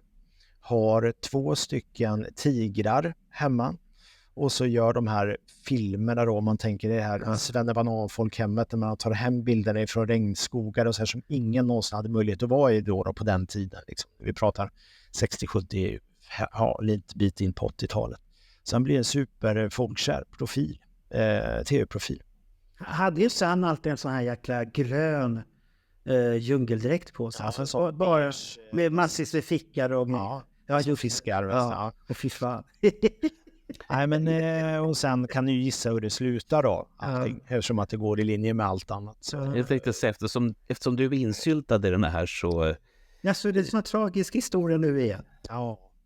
Ja, det är nästan kanske han igen här. Ja, så är det. Jaha, där ser men det är fascinerande. De här produktionerna nu som du har på gång, om det nu är så att ni faktiskt gör en crowdfunding utav det hela, så tipset från mig då, som är lite som jag är, det är ju, har du slantat tillräckligt mycket så får du gå på Filmhuset och se Melker säger det. Ja. Men du kommer ju fortfarande hålla på med de här militära sakerna också vid sidan om. Och ja, absolut. Ja, det gör vi ju hela tiden. Och det ser ut som att det blir nya saker för Försvarsmakten här också då, som vi gör ganska mycket. Hur kommer det sig att du har fascination för det? Nej, men ja, så här då. Det där är ju också en supervanlig fråga. Är du en sån här MÖP, militärt överintresserad person som det står för? Du gillar väl vapen och sen är jag bara, helt jävla ointresserad. Sjukt ointresserad är jag. Tycker det är skittråkigt. Så kommer det få, du vet, folk fram och säger, men den där bilen hade ju så här många axlar och hästkrafter. Bara, I don't care. Men det kan jag ju inte säga rakt ut. Men så här, jag har svårt att bli fascinerad av det. Men allting börjar med att, det här, nu ska jag göra det här kort som fan, men att när jag pluggade så var jag på ett flygfält i Norrköping som heter Bråvalla, där de hade festival. Okej. Och det var under den perioden när man skulle skrota bort hela försvaret. Det här är ju början av 2000-talet när man bestämde sig för att gränserna till Sverige ska försvaras i Afghanistan istället för det här. Det var ju fred på jorden då? Det var fred på jorden, ja. Det var inga problem. Så därför tog man bort allt som man hade byggt upp då sedan 45. Och delar av det här materialet stod ute på flygfältet. Och där var jag. Och först så förstår man inte riktigt vad det är man ser, eftersom att det är en ganska stor vidd, alltså ett flyg. prickar så långt ögat når. Sen när man kommer närmare ser man, vad fan, men det är ju fordon där. Vad fan, det är ju traktorer där. Det är ju helt nya traktorer det här. Är rader om 4 så långt du kan se. Jaha, det var konstigt. Och sen kommer lastbilarna. Rader om 4 så långt du kan se. Du vet, det var så mycket grejer så att jag blev, du vet, jag kan inte ens idag förstå. Om jag säger så här, det där är en het debatt i min butik om området som försvann. Att man inte kunde ge bort eller sälja till allmänheten så mycket fina grejer. För att det var ju miljöpåverkan, det var gammalt, det var farligt, det skulle skrotas. Sånt jävla trams, så det liknar inte något. Och det där är ingen som har tagit i, så det där är ju ett drömprojekt någon gång att sätta. Jag har varit inne på det flera gånger så här lite då och då i vissa serier, men jag skulle vilja göra den där totala, för jag kan historien, jag har hela historien i huvudet. Men, då ska jag sprida ryktet i butiken här. Han är på gång. Då blir de glada. Ja, absolut, gör det tycker jag. Så att, men då blir jag fascinerad i alla fall om omfånget, ska jag säga, och sen dess var jag hooked. Men du är inte intresserad av tech, du är mer intresserad av militärhistoria lite här allmänt, vad sakerna används till och hur de och så då. Nej, men kanske mer på ett samhälleligt plan skulle jag säga. Att det är mer, vad innebar det att 50% av Sveriges befolkning skulle kunna skjuta någon annan i huvudet? Och det lärde man sig, 50%. Det var det alla, annars fick sitta i fängelse. Du vet, de frågorna till exempel. Eller hur många strumpor då skulle vi ha? Om vi var 800 000 soldater och vi skulle ha 4 par strumpor minst, och så skulle det finnas minst 4 till i reserv. Alltså det växer ju till att bli enormt, och det var ju tänket liksom. Och också det här hur det genomsyrade allt och hur snabbt det försvinner. Att idag är det helt obegripligt att säga att du ska skjuta någon i huvudet, det är det vi ligger här och övar på. Om jag föredrar, vilken fästning eller bunker tycker du har varit häftigast att titta på? Ja, men så är ju i alla kategorier tycker jag, rent omfångsmässigt. Ja, för det ska vara jättestort har jag förstått där. Ja, det är ju ett av världens mest märkliga byggnader skulle jag säga. Jag befinner mig på en båt 6 mil söder om Stockholm. Idag är jag nyfiken på en arbetsplats. Ja, inte vilken som helst, utan en av Sveriges största arbetsplatser under jord. Jag pratar om Muskö.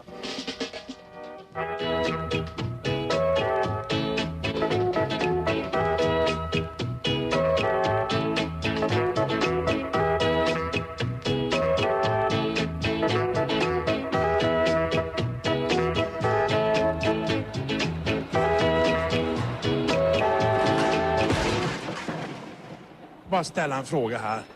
Du jobbar ju här bland de här torrdockorna. Var är dockorna någonstans? Du står framför. Varför kallas det torrdocka? Ja, det är inget vatten i. Nu vet ni det. Det är en torrdocka. Det är bara för att det är torrt här nere. Inget vatten har kommit in. Sen fyller de upp vatten. Då blir det en våt docka. Torpederna.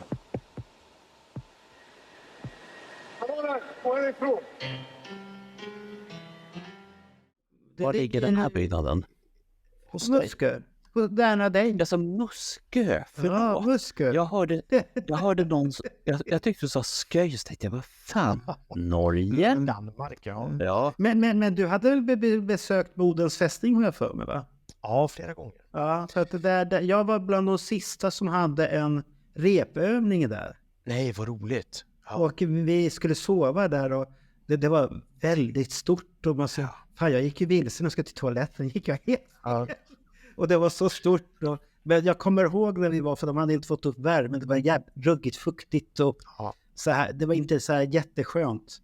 Vi fick sova där för att jag gjorde min militärtjänst, så var det, och så kom det repgubbar och då fick vi flytta till Bodens fästning och sova en vecka där. För att repgubbarna skulle kunna mobilisera och sen var de tvungna att städa undan allt dumheter de hade gjort. Då fick vi komma tillbaka sen. Så att för jag låg på S3 då på signalbataljonen. Just för här, vad heter vad är 12 månader i kompanibefäl eller vad fan skottan det hette. Ja, PB va? Plutonsbefäl. Ja, plutonsbefäl, just det. De ville ju att man skulle fortsätta, men jag hade inte intresse för det. Så att det var inte min grej överhuvudtaget. Det finns, när ni pratar om de här bitarna, det finns 2 grejer som jag tänker på. Det ena har du gjort, Melker, och det andra har du inte gjort. Det ena handlar om en dokumentär som du gjorde som handlar om Södermalm. Och hur man har täckt över delar utav Folkungagatan. Och jag som ändå är lite smånördig när det gäller Stockholms historia och sånt där, och fick följa med dig och dina kompisar och konstaterar allting är kvar. Ja, det är det som är fascinerande. Man har bara höjt gatunivån. Ja, så det är den ena biten. Och den andra, det är en dansk historia som jag önskar att du hade gjort, Melker. Eller så kan du få möjlighet att gräva upp. Det är en stor fet bunker som ligger på Själland. Som någon gång på 90-talet så bestämde sig danskarna om att vi ska ändå inte ha krig, så vi täcker över bunkern. Så att om du åker dit idag, och jag önskar att jag var mer förberedd och hade den här bunkerns namn i huvudet. Så i alla fall som man täckte över den på 90-talet och tyckte att vi ska ändå inte ha krig och det här är bara fult, så att det täcker vi över. Så att idag så är det liksom en jättestor åker istället. Och då finns det ett par Urban Explorers som är ganska välkända i Danmark som fick möjlighet att, så de hämtade en grävskopa, de visste var de skulle gräva någonstans.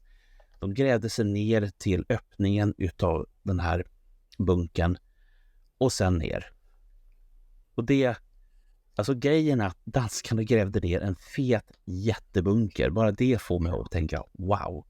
Och sen ner i den här bunkern. Och de var där en stund. Jag skulle vilja se dig och dina kompisar gräva upp en åker, kanske i Sverige. För här finns den största bunkern som ingen vet om.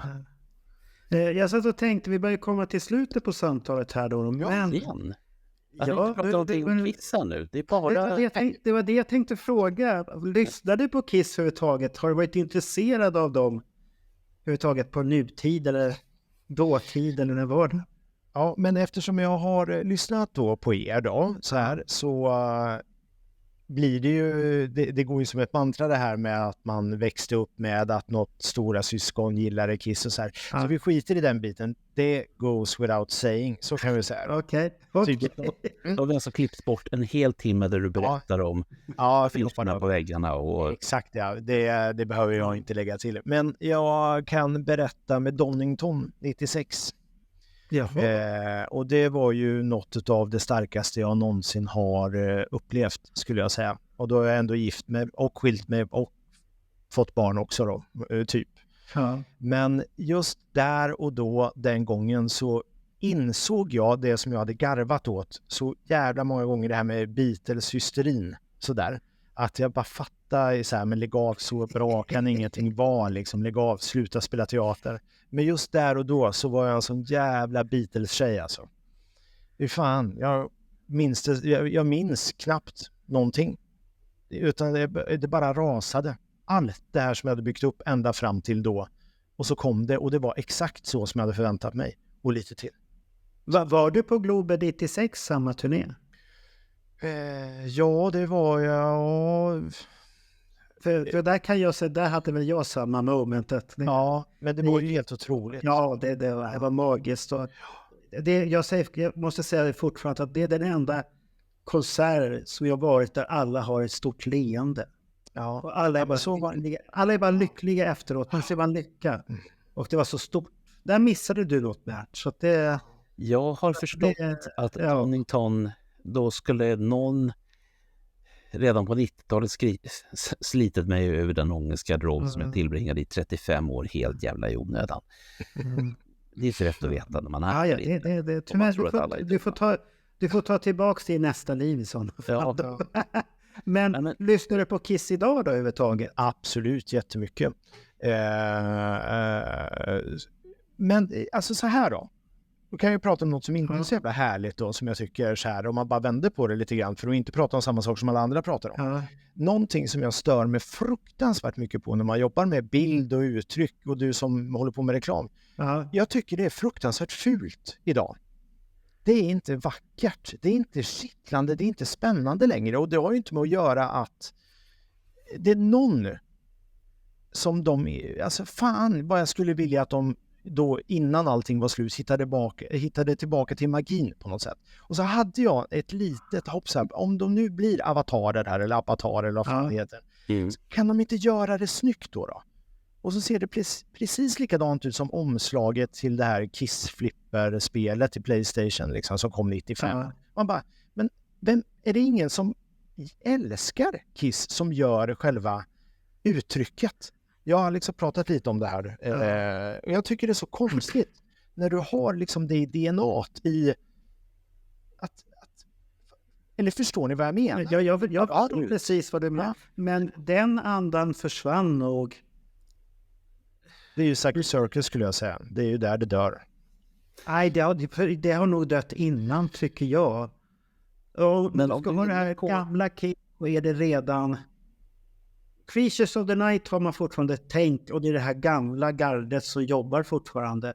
Efter det så är det, när sminket faller så blir de ju bara transer på scen egentligen. De ser ut som transpersoner som står med översmink. Och hela det här att de är tuffa och så, men den här mystiken, den är ju borta. Och den kommer tillbaka och glimtar 96 lite.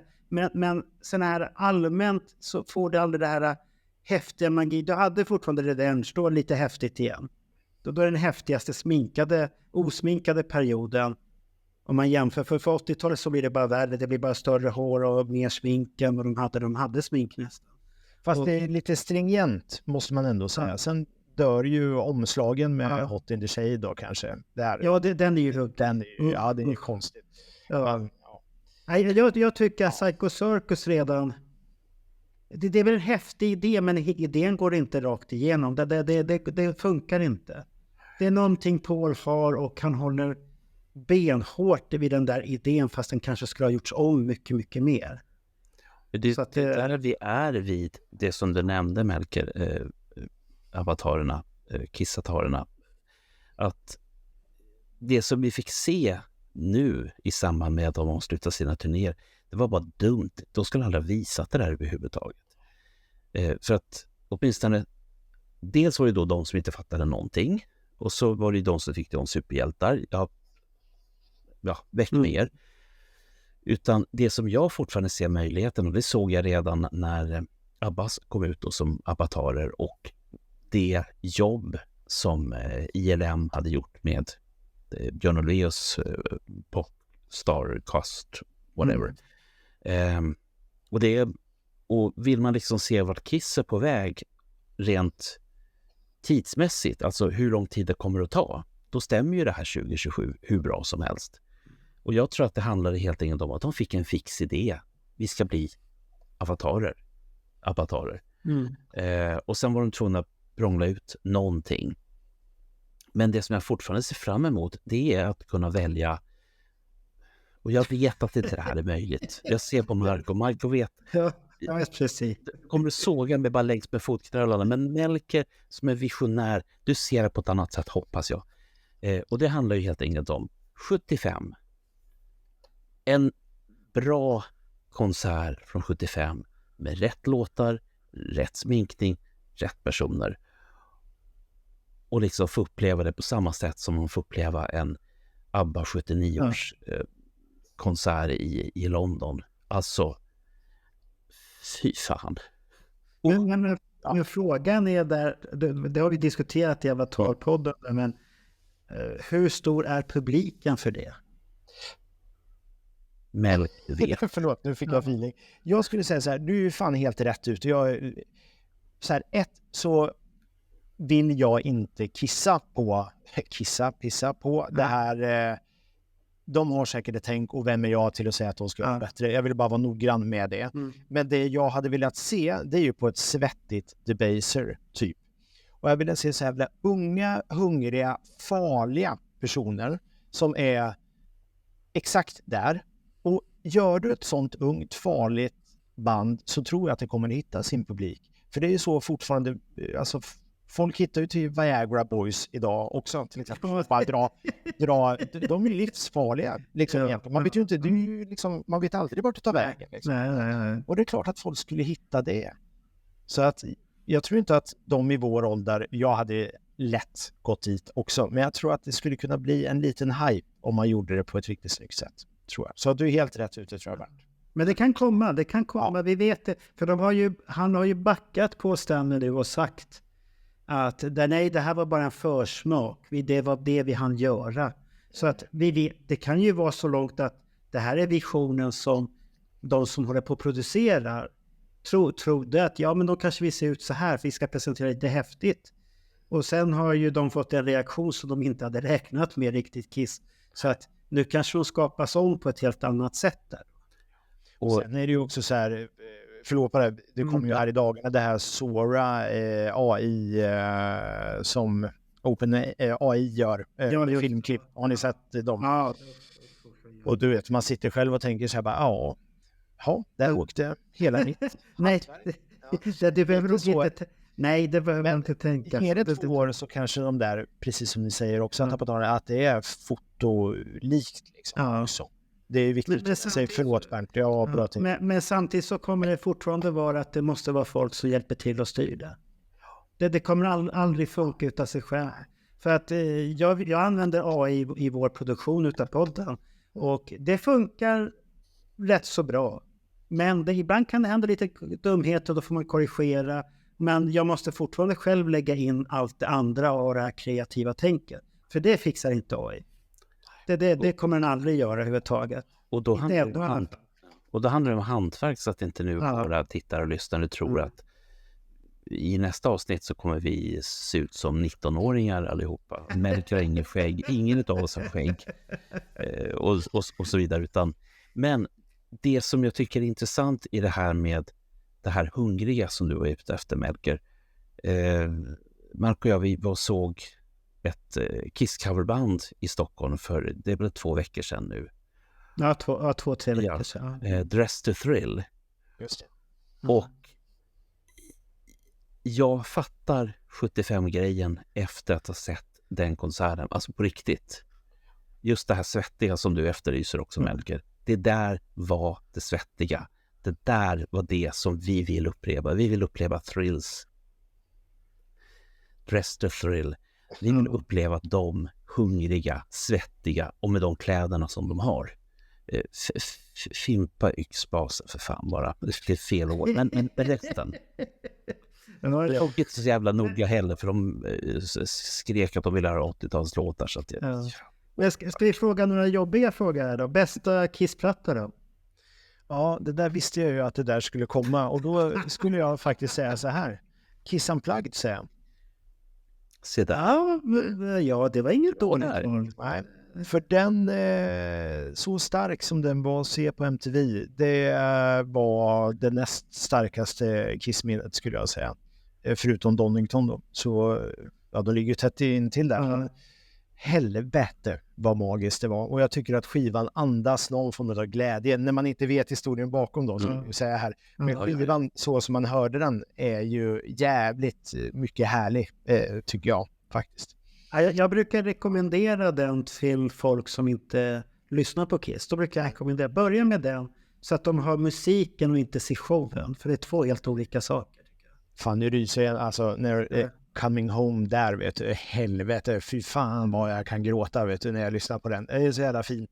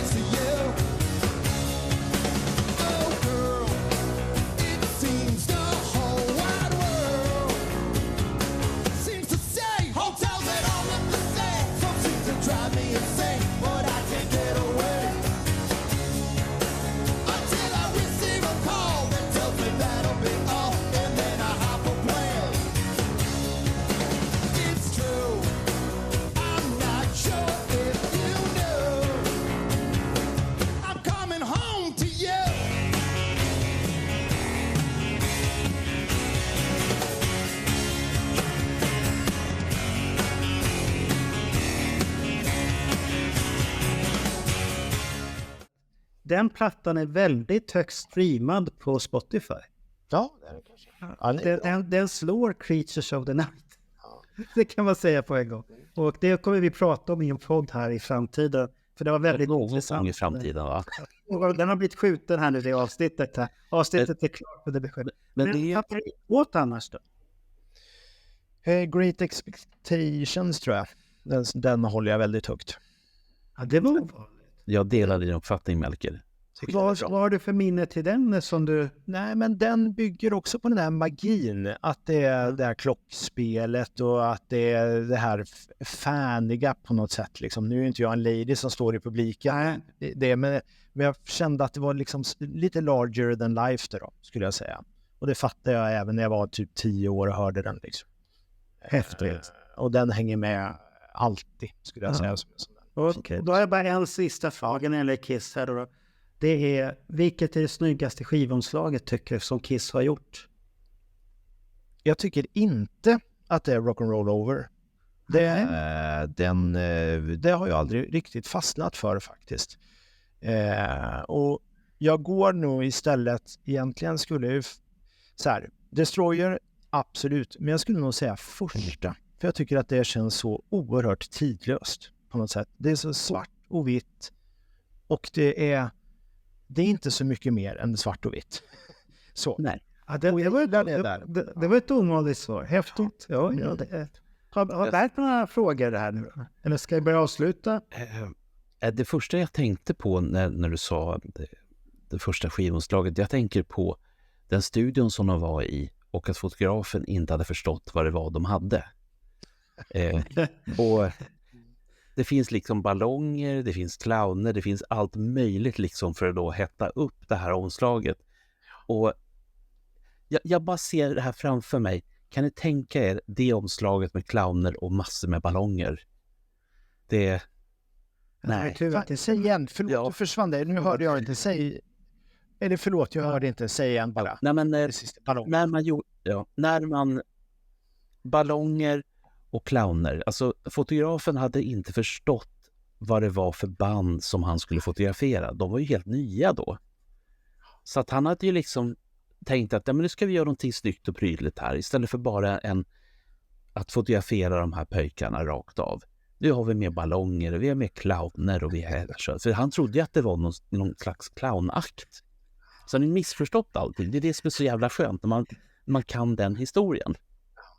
Men han kanske det här i arbetsbeskrivningen där att om jag har vita ansikten så kopplar jag det med clowner i sådana fall. Det vet man ju.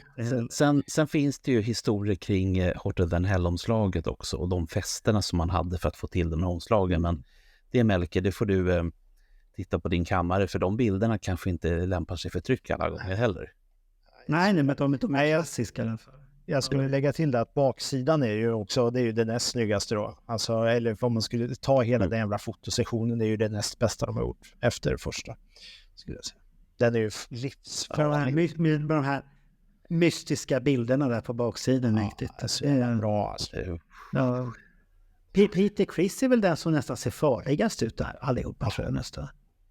Alla är farliga på det. Ja, men han ser väldigt, han ska ju stå och hugga eller vad han står där och postar så han är en kvinna där. Han ser riktigt, J står ju bara där och ska spruta. Det är ju inte riktigt samma. För jag var 13 när jag såg det omslaget första gången.